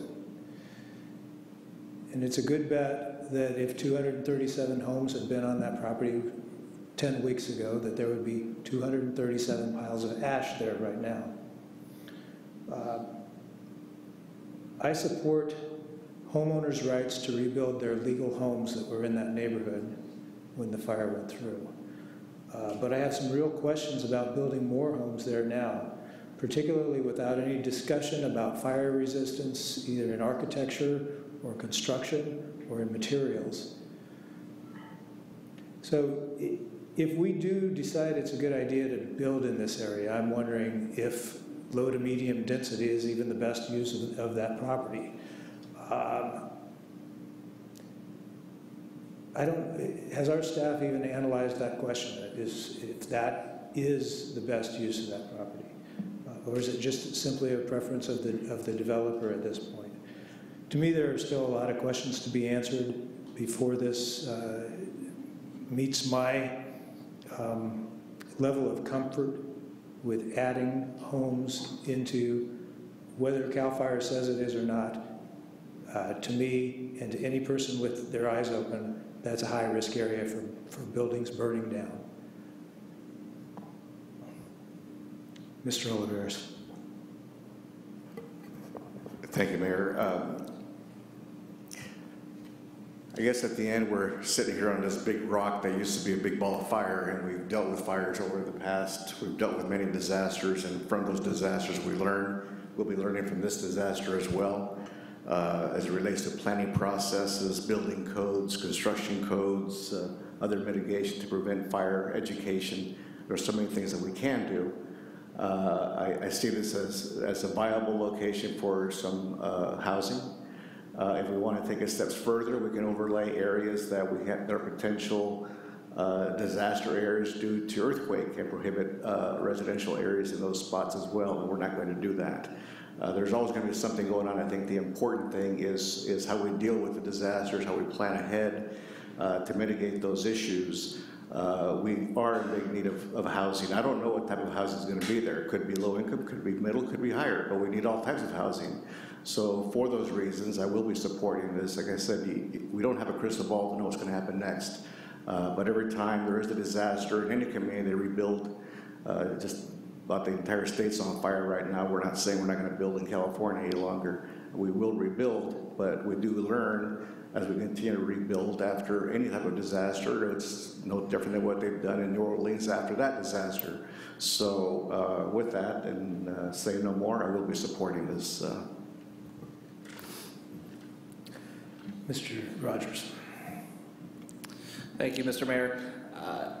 To me, this isn't really a question about whether or not the property should be commercial or residential, so much as it is a test case in how this city is going to respond and build in the area that's been affected by the fire. And I don't think that that's fair to the applicants, but it is the first one to come forward, and we as a council have not had an opportunity yet to have a conversation about what happened with the fire, what changes we might potentially need to make things safer.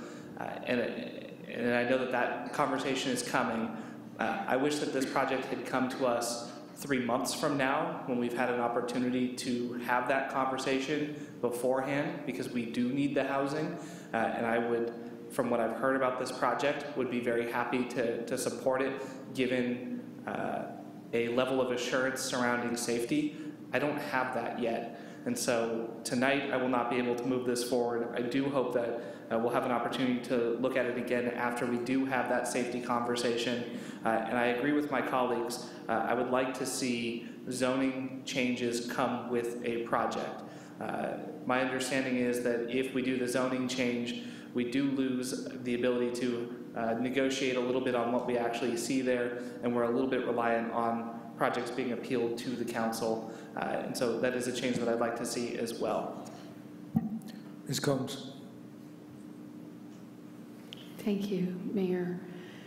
I want to be clear that the comments I'm about to make are no reflection on City Ventures, and I hope that we can partner with them to build needed affordable housing units, needed mixed housing units on another site. At this point, I think that while we need housing, we need safe housing. And I am concerned that we are not showing that we've learned from the fire. I am unwilling to increase the number of people who are sleeping in a fire hazard zone.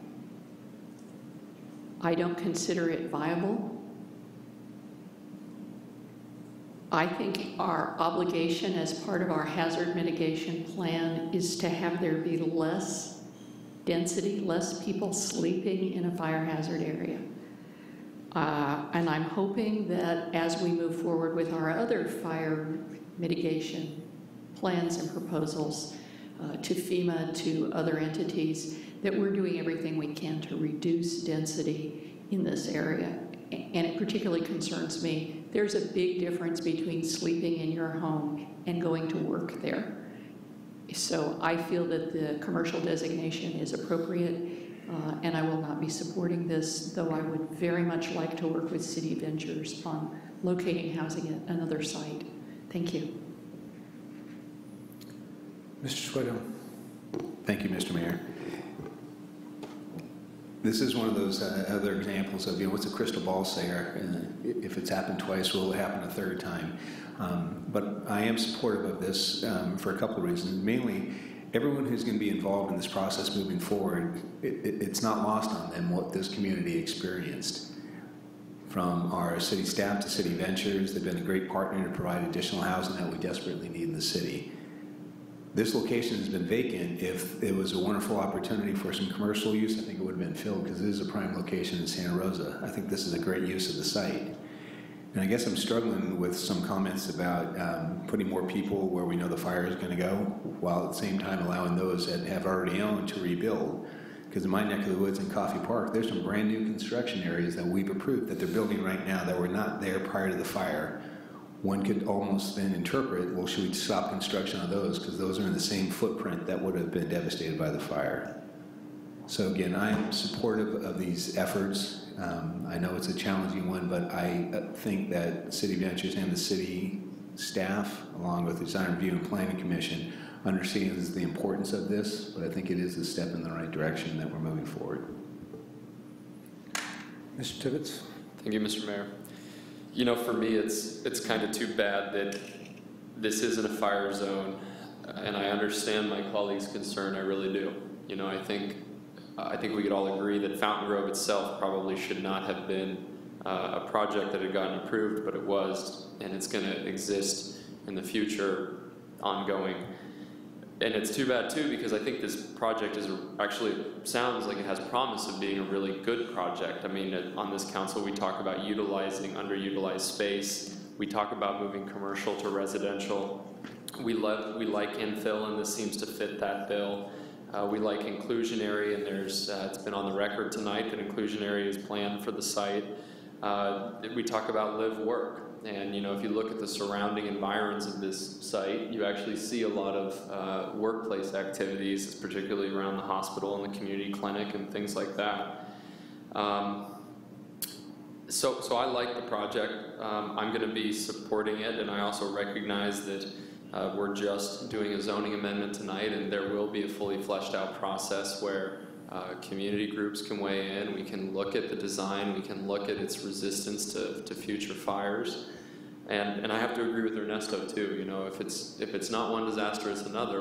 If and when the earthquake comes, which we all believe that it will, if it's large enough, it'll shake downtown loose, break gas lines, electrical wires will short and cause fire downtown.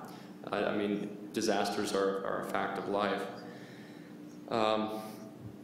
So I can see that it's got an uphill battle, but I think it's a good project. I think there's opportunities for us to review this in the future. And the other thing too is we as a city, it's really incumbent upon us to make sure people are safe in areas. It's incumbent upon our process to make sure that areas or new buildings, can withstand disaster. It's also our duty, as you stated, Mr. Rogers, that we need to still have that conversation on this council about, I mean, what are we going to do to notify people when the next fire comes? And we haven't had that conversation, and we need to. But again, that is on us. That is not on the person who wants to help us achieve housing numbers in the city.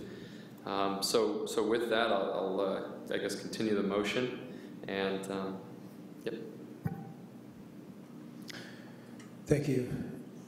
I'd just like to make it clear that I am not opposed to looking at housing on this site. If this comes back with a project attached to it, talking about the amount of affordable housing that's proposed and how that housing is going to be built better, more fire resistant and safer, I may have a different opinion about a rezoning. But for tonight, I'll be opposed to it. We have a motion and a second. Your votes, please.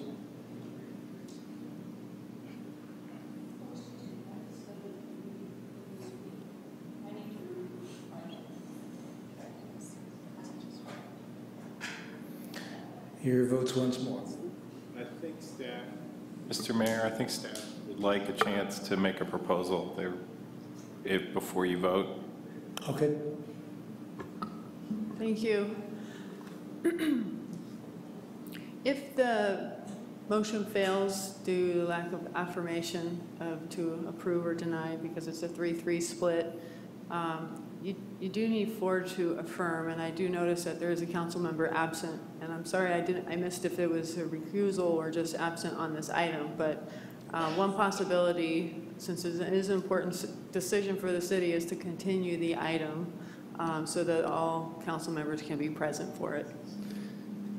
It's an option before you that you can consider or not consider. But if there is a 3-3, it is a de facto denial, and there's no more process for the applicant.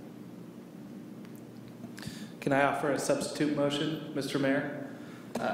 Can we move to postpone the vote on this item until after the city has an opportunity to have a conversation surrounding where we go with development in the fire-prone areas and what changes we need to make to ensure that it is safer? So I will say that there's a lot of work to be on that front. That would be to a date uncertain. So that would just be an open continuation at this point. I would second that motion, but it is, of course, up to the applicant whether or not they're interested in waiting that long. I mean, I think, I'm not seeing a nod from Charity, so what I'm thinking is that I don't know if it'd be quicker for them to come back with a project with the zoning amendment, or if it'd be quicker to have staff come back with these changes. I mean, I am in support of Councilmember Sawyer being here, but I guess he's not, so I don't know how that plays out. So what I would say is, because again, I don't think we can answer some of the fundamental questions immediately. I don't know how to answer that question, council member. I think what I'm hearing is there is, as unsurprising, very much a concern about development in this area and affirmation of safety. That's a longer term conversation that we're going to need to have. That's very different than the rebuild conversation. So again, I can't point to a specific time that we're going to be prepared to do that. If the applicant brought forward, it'd be proposals maybe outside of that affirmation of what the city wants to do in the mitigation conversation. Let me ask you this, can we do this? And I know I recognize that this throws a hitch in the giddy up for the applicant, but can we require that the final product comes back after the Planning Commission? Because I had heard, Mr. Mayor, that was one of your concerns, that it could just end there.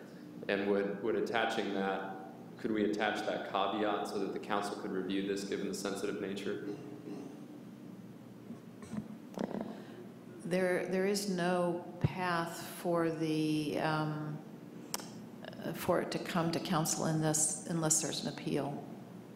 And it depends, it even depends too on what comes forward as to whether it will even require a conditional use permit or whether it'll simply be design review. Even design review, as you know, could eventually wend its way up to council through appeals. But we don't, at this point, have a mechanism for the council itself to bring it up. Thank you, Sue. I think at this point, since we don't know when that important discussion is coming back, which I'm with you, Councilmember Vice Mayor Rogers, that we need to have that conversation so that this doesn't happen again and these questions are answered before these applicants put in this time. I think it might be easier for them to just, I'm guessing City Ventures will either go through the process of submitting a development with the zoning amendment, or they're not going to, because they've seen what's going on. So I think it might just be best to take the vote. Ms. Gallagher, if this fails tonight, 3-3, can the applicant resubmit a general plan amendment with a project attached to it? Yes, and I was just trying to review our code. I don't see a time limit, but I don't know if Ms. Hartman knows if there's a time limit before you can reapply for the same application. But yes, there would be nothing barring that. There would be nothing that would prevent the applicant from resubmitting this proposal with a project specific. And is there a time limit for when a council member who's voting no on this can ask for it to come back? There are some provisions.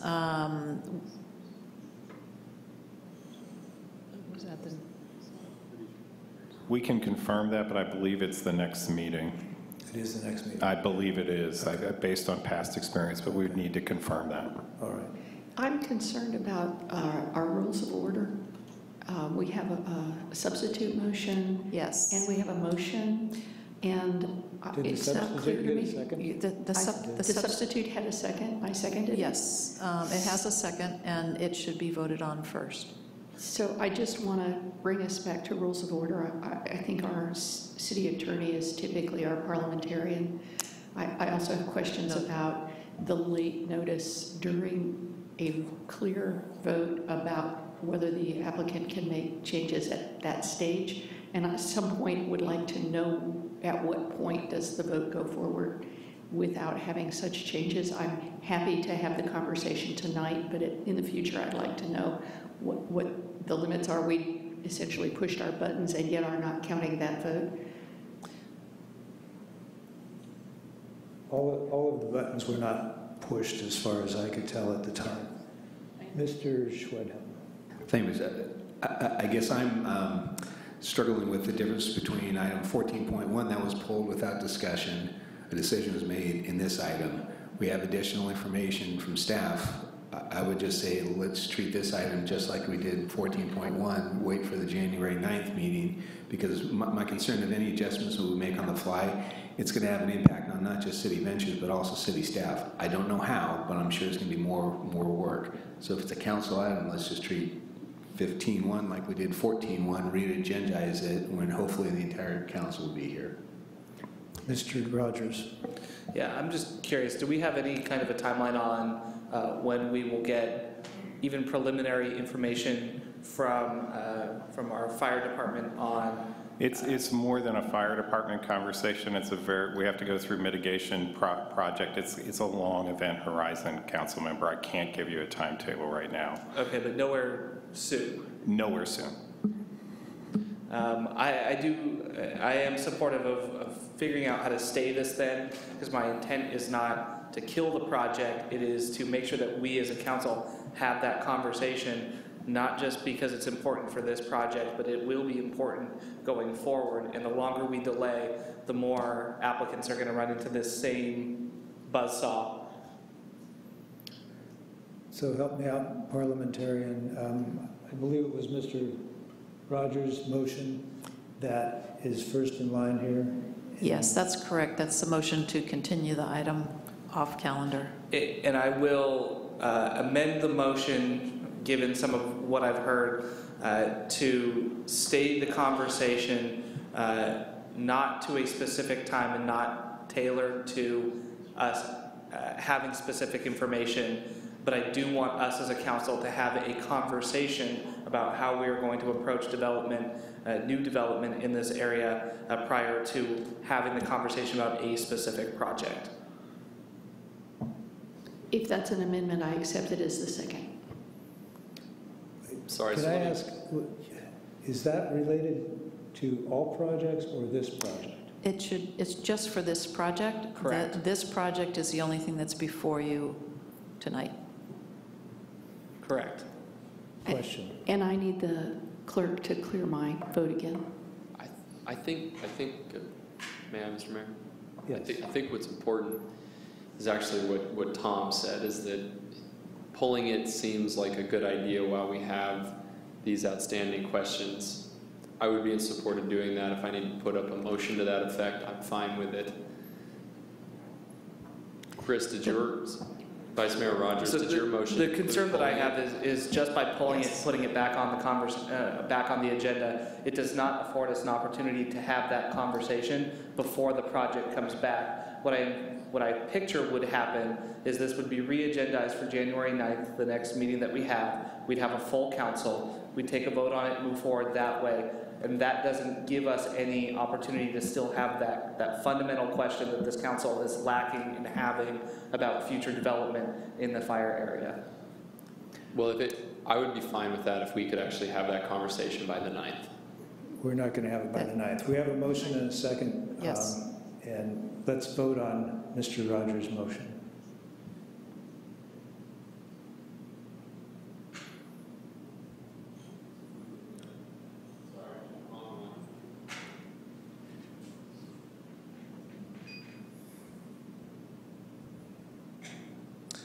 And that is a 3-3, so that fails.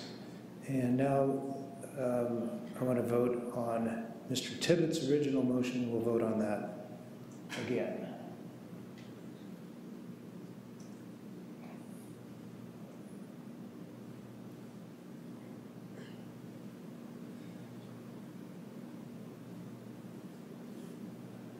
Councilmember Mr. Schwindel? I guess the question, because I haven't heard, yes, I was checking if Mr. Tibbetts is open to a friendly amendment.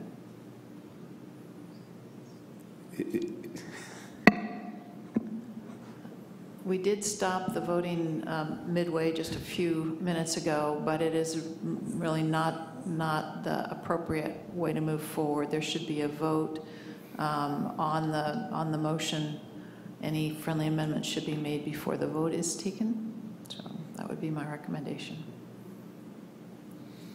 Can Can he make an alternate motion if the motion fails? Let's finish voting on. I'm just what's- asking what's a in front of us. parliamentary point of information. Yes. Thank you.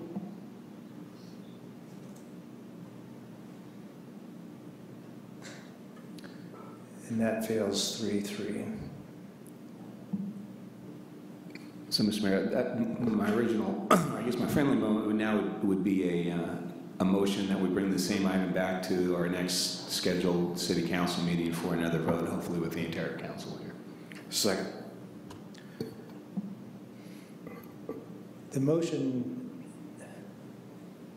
has failed. Isn't it required that someone who voted no on it asks for it to come back?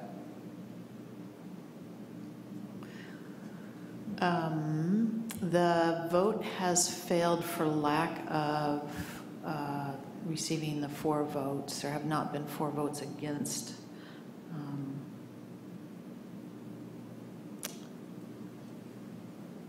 Boy, you got me on that one. If I do a quick...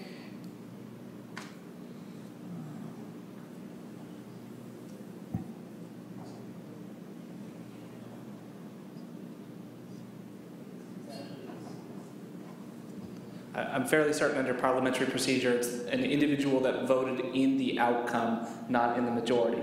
So if the outcome was no, because it was 3-3, one of the 3 that was in the no is in the quote-unquote winning side on that, and they're the ones that would have to then call for the next motion. I am just about there. I apologize.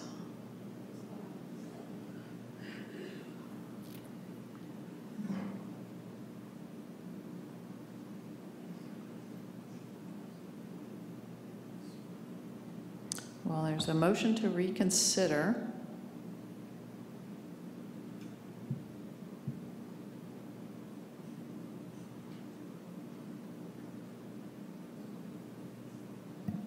Motion to reconsider requires a majority vote. The timing must be made at the meeting when the item was first voted upon.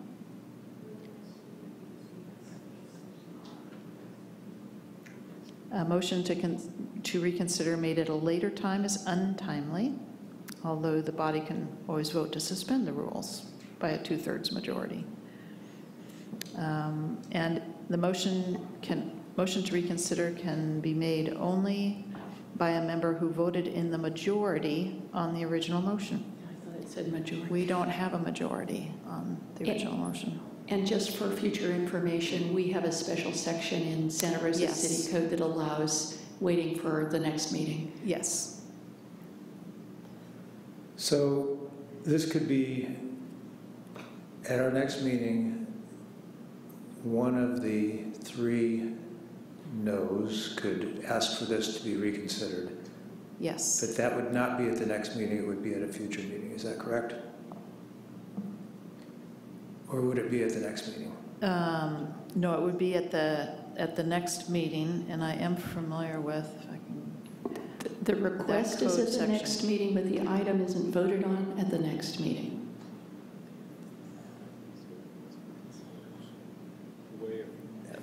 I'm asking. To the 2-step? The way it worked before in the code, as I recollect, the way it worked before is that somebody who voted against it.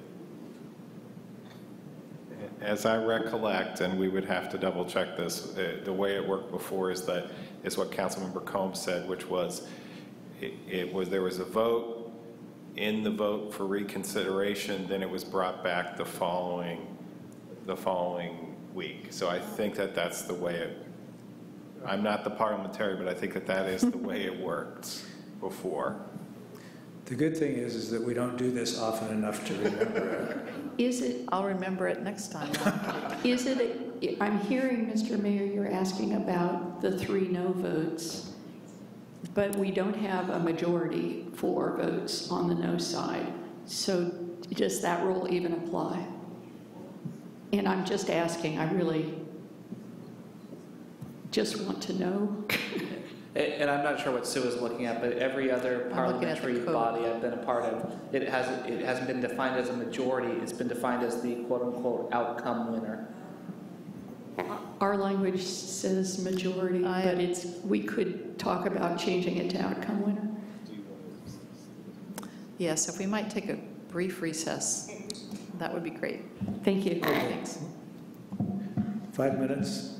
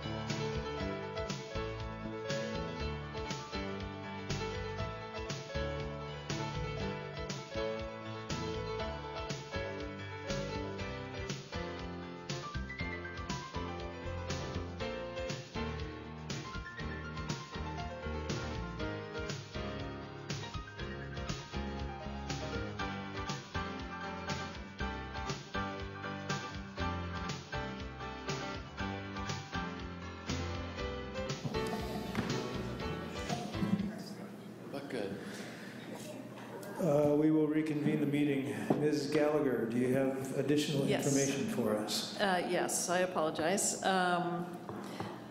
If you want to reconsider any of the motions that did not pass this evening, that failed for lack of 4 affirmative votes,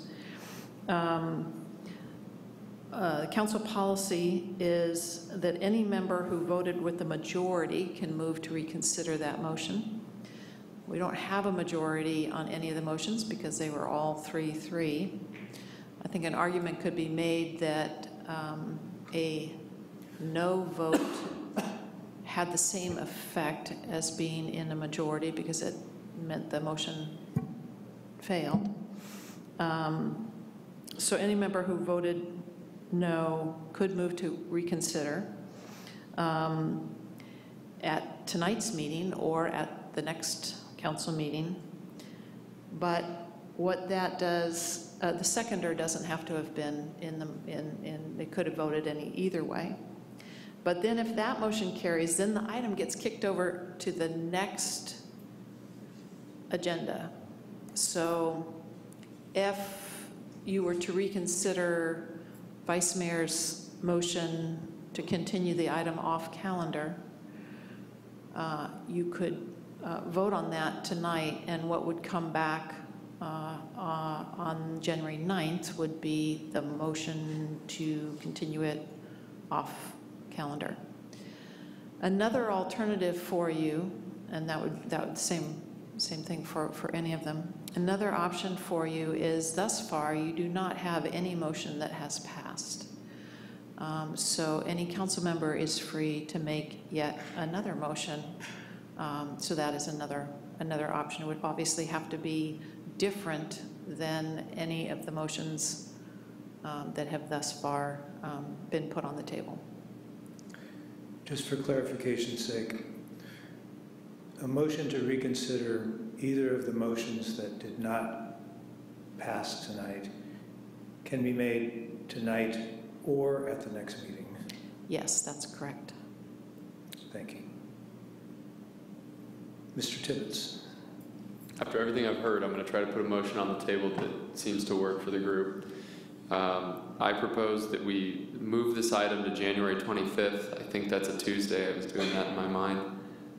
And it comes back with an update of any work or progress that has been done on fire prevention enhancements in this area to be consistent with the request of the Vice Mayor. So that is my motion at this time. Mr. McGlynn, I believe what I heard you say earlier was that there won't be a whole lot of information available 5 weeks from now that we don't have tonight. At this point, I cannot affirm that there will be any additional information on that front. All right. There's a motion on the table. Second.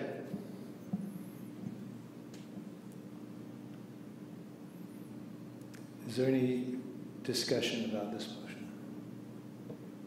Would you consider extending it another couple of weeks just to give us a little more time for staff to come forward? No, I think I think it's up to staff to figure out how this will move forward. I've got to believe that there have been discussions within our staff that are talking about what the city can do to be safer. Heck, I know that we had a conversation about 3 weeks ago on what we can do to be safer. So once again, Councilmember, those conversations are preliminary. They've not been run any. There is no product that I can promise to deliver on 120. I want to make sure that's clear. Fine. You don't have to promise, but I think the motion is important to keep on the table. Councilmember Combs, I think that also, I think the mayor and the city manager do have the authority to extend it on the agenda using their unilateral power. Okay, well, my motion stands. I would also clarify, if I may, that the motion requesting that an update, that it's associated with this particular property. Again, the general discussion of what the city is going to be doing with respect to development, new development in the fire areas, that's a different topic and not on the agenda for tonight. Mr. Rogers. So I understand from the city manager's comments that there's not going to be a whole lot of information about safety measures that we should have. What I'm looking for specifically is a conversation from this body about how, absent the information that we know that we need to get, that we will get, but not anytime soon, how are we going to approach the fundamental question of development within the fire area prior to that conversation? So to clarify your motion, what I thought I heard you say is bring this back on the 25th, and then we as a body could agendize at a different time prior to that, having a discussion surrounding that fundamental question about development. Again, that generalized discussion is not on the agenda tonight, not even to set a time to talk about it, but maybe disobeying that advice. I would say there's only one council meeting. There's January 9th, then there will be the goal setting meetings, and then the 23rd. The 20. It was 23rd. Actually, I said 23rd, but I think it's okay. the 23rd. So I would, though, ask again that the motion be focused on this particular application. Yeah. So, Councilmember Tibbetts, would you consider a friendly amendment to change the date to the first council meeting in February? We have this discussion, and then we can talk about other issues at a separate time where we can make motions and put things on the agenda later. Yeah, I'm fine. Hold on just a minute. Mr. Rogers, when you say we have this discussion, which discussion are you talking about? So the discussion about this particular project, I'm asking for a friendly amendment to, will take place the first council meeting in February, period. I will go with that, but I'm going to actually try to hone this a little bit more and see what you think. Vice Mayor Rogers, would a presentation from Mr. Moon or his staff on the changes between development standards and defensible space of, say, in 1994 when Fountain Grove was built to now be an adequate discussion about new enhancements? So my friendly amendment is going to be that we have this discussion the first Tuesday in February and allow the applicants that certainty, and then we as a body can talk about what each of us would need to have prior to that conversation at a separate time. Okay, that's fine. I accept the friendly amendment. As a point of information, my understanding is we have a process for having a conversation about something that council is very interested in. And that process involves making a motion in a second. And then we have a meeting where we vote 4 people forward to move it. And then we have another meeting where we have that conversation. Yes. And can we use that process fast enough to have a conversation either a week before or the week of the discussion of this item? I don't see how that is possible with the limited number of meetings that we have between then and the first February meeting. I mean, we have a council meeting on the 9th. We have a staff-intensive set of meetings in the end. And I have to remind council, we're entering a 60-day period where we have to affirm our costs associated with the damages. I'm really, really concerned that we're setting up expectations where there is not a deliverable associated with the other item on the agenda. I would urge council to tackle the issue in front of you. We will get to a conversation about those places where you need to have a conversation, but I'm running out of figuring out when we're going to have that conversation, respectfully, council. So if we could vote on this motion and deal with the rest later. The motion's on the table. I think it has a second. Your votes?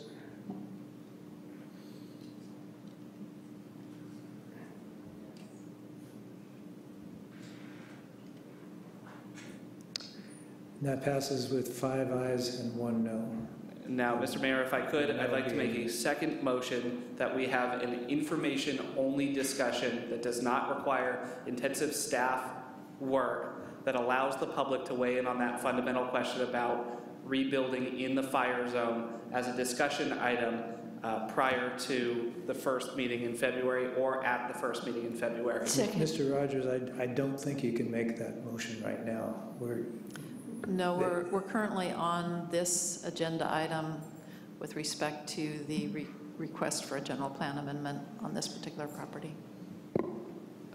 I thought this was part of the two-step process where we vote and then vote the next week. But that doesn't take place as part of our public hearings. It takes place at the beginning of the agenda. Yes. That is correct. I think we're done with this item. Mr. McGlynn, 15.2. Item 15.2, public hearing, accessory dwelling unit impact fee reduction. Jessica Jones, supervising planner, presenting. And her sidekick, David Gouen. Thank you, Mayor Corsi, members of the council. The item before you is a proposed resolution that would reduce fees, specifically the Southeast and Southwest Area Development Impact Fees, also known as CDIF and SWADIF. This would be for new accessory dwelling units. So as you will recall, you just recently adopted an ordinance that provided updates to our accessory dwelling section of our zoning code. As part of that ordinance amendment, the council adopted a resolution that reduced impact fees for parks and CFF, community impact, community facility fees, I'm sorry, it's been a long day. Capital facilities fees. So it was parks fees and capital facilities fees that were reduced based on the unit size for new accessory dwelling units. And at that time, it was also considered by council whether we should also include reduction in the CDIF and SWADIF fees.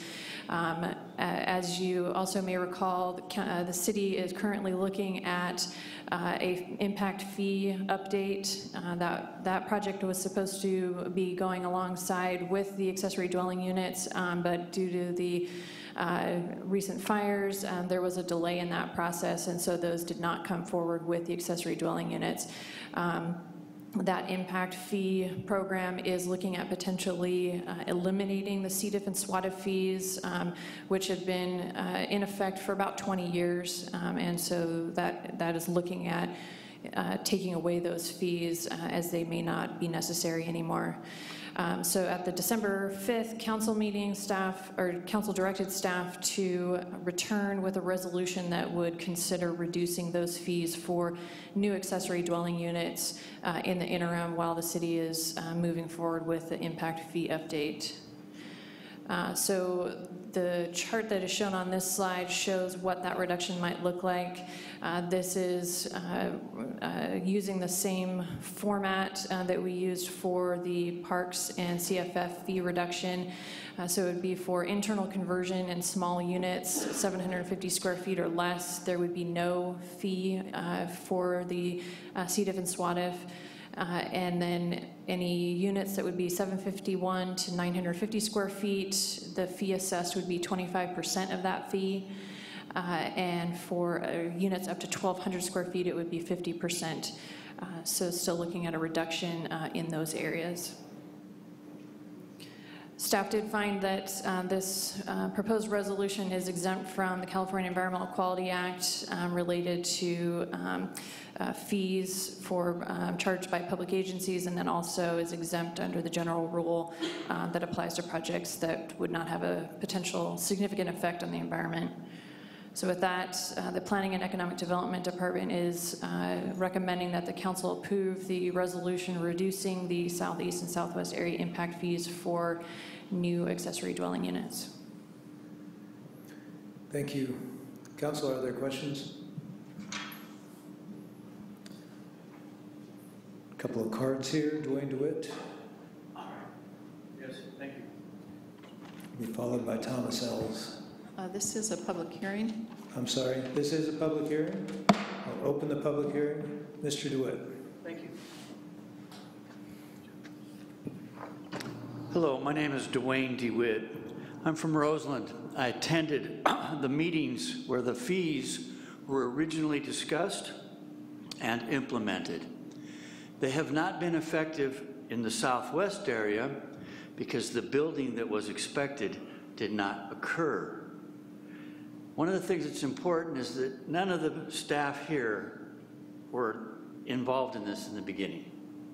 So I've followed it all 25 years basically, and the report that was put together by Walt Kaiser was the worker for environmental or economic planning systems, EPS.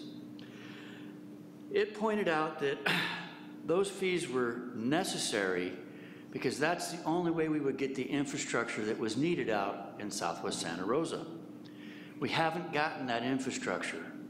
The roadways, a new one, Hearn Avenue, was built 20 years ago, and it's now in need of repair.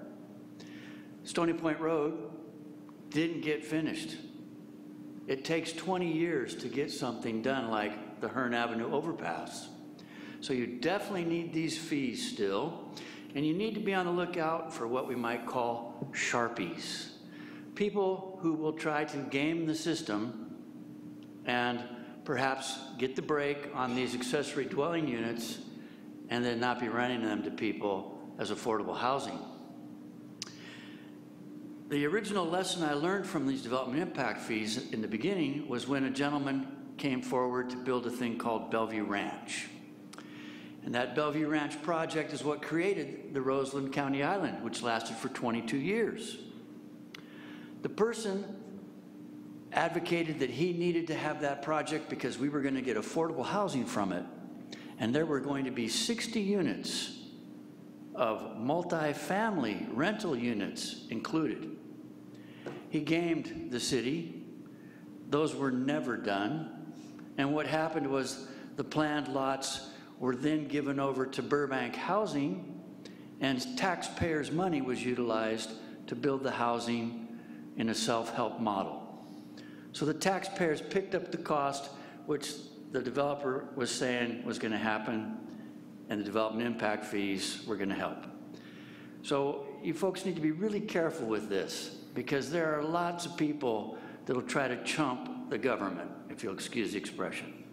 I know you're good people, you're trying to do a good job. I want to say Merry Christmas to you for what you've put up with all this last year and during this long meeting tonight, working on some important issues. This one's really important. Don't lower those impact fees. If you do lower them for these accessory dwelling units, make sure they're for affordable occupants only. Thank you, and have a wonderful new year also. Thank you. Thomas Ells, be followed by Johnny Goshwin. Thank you. You know, it's hard for me to say it better than that. I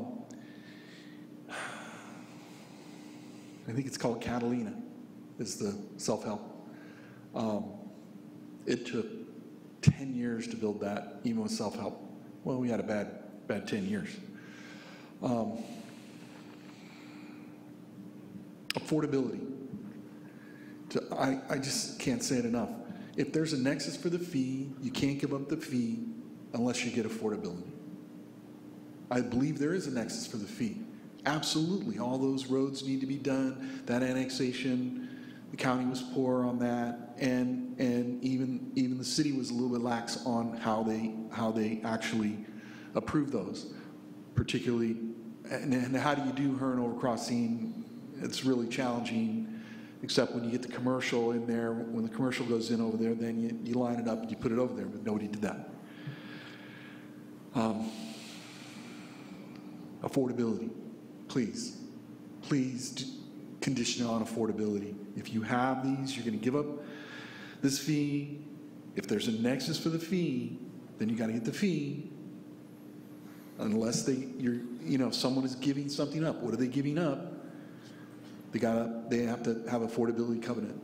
I mean, maybe 10 years, 15 years, 20. I don't think it has to be 55 years, like they ask for now, but something. Joni Goswin.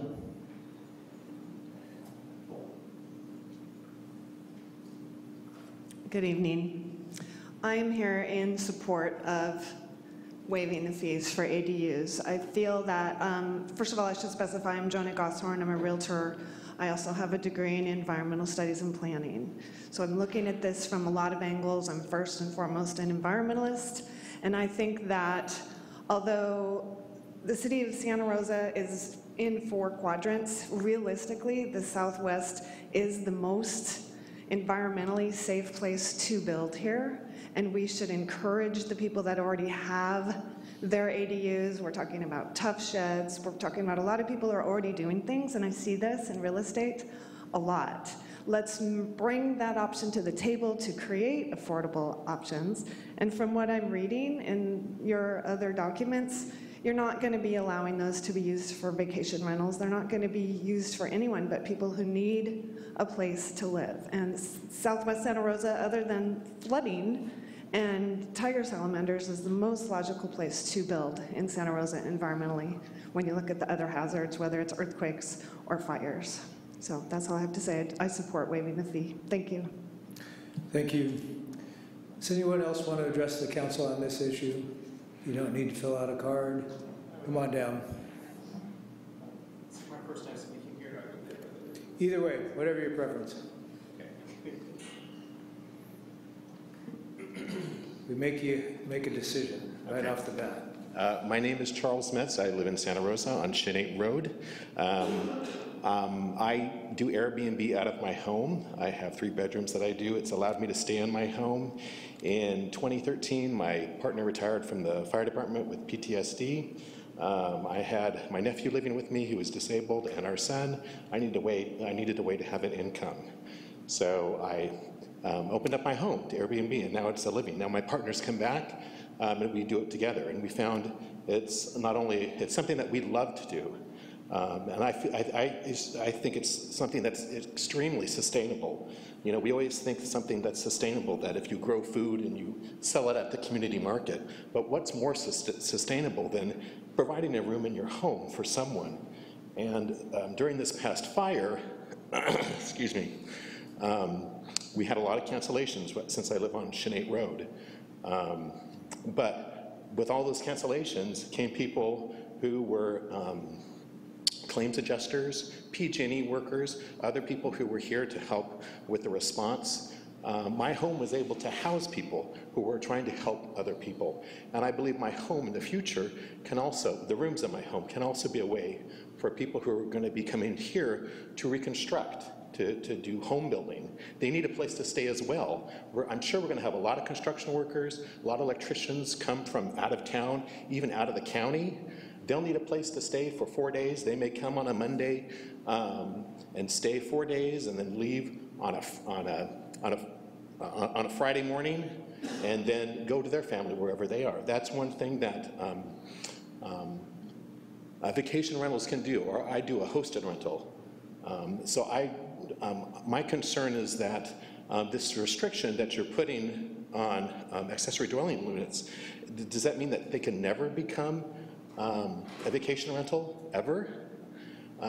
My mother-in-law lives on 14th Street, right across from McDonald Mansion. She was born in that home. Her father, his last name is Vontello. He was a previous mayor and a council member here.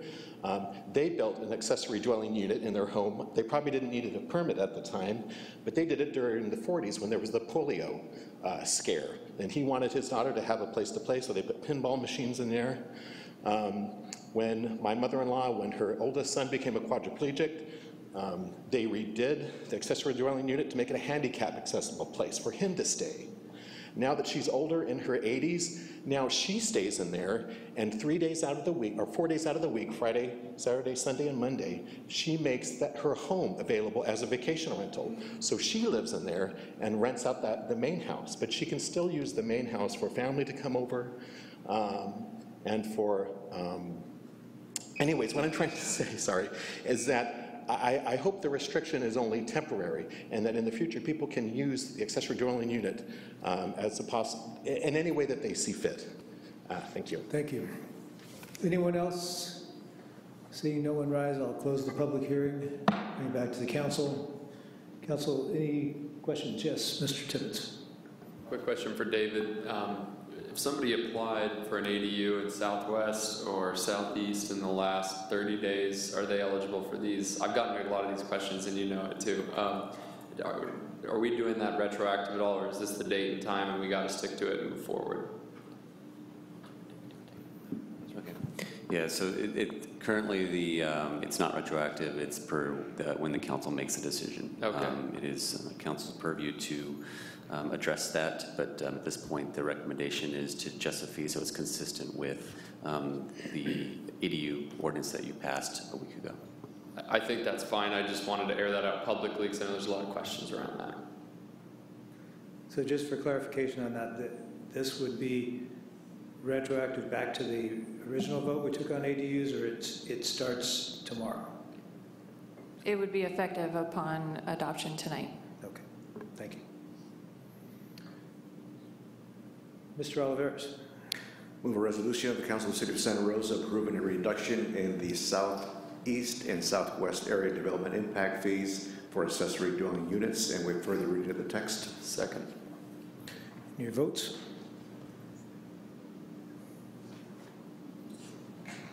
And that passes with 6 ayes.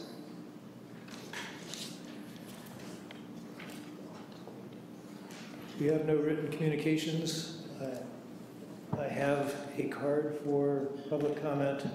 Bob Hanson.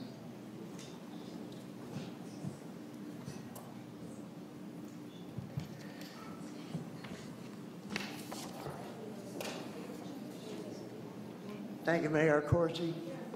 I'd like to address the 2,800 families in our city that are facing the daunting task of rebuilding their family homes. Trust in yourself. Trust in your insurance agent. Hopefully you have a good one. And trust in our local contractors, our local construction industry. They have a vested interest in this community. They are our community. This contract our city council signed with two-year, $8 million contract to bring in an out-of-state construction crew. I was still working in Petaluma 10 years ago when they brought in these out-of-state crews.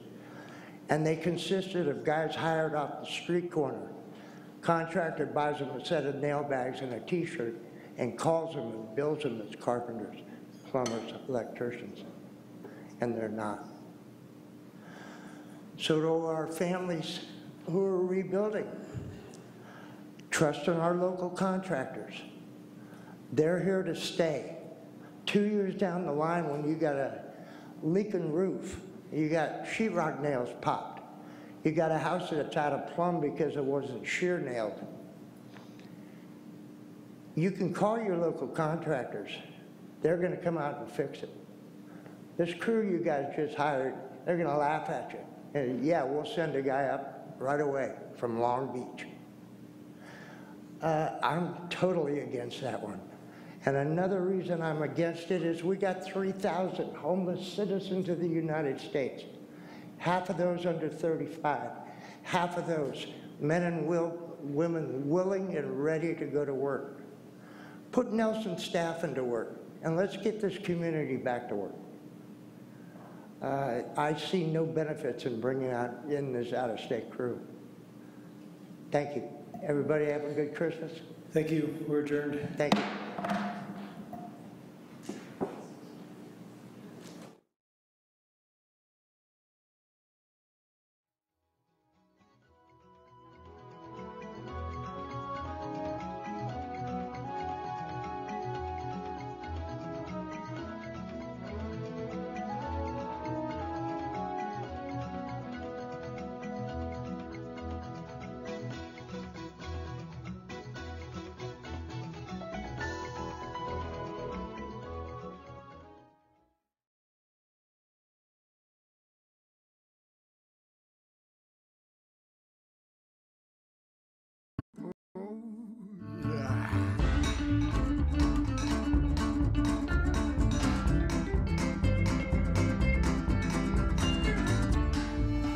Santa Rosa.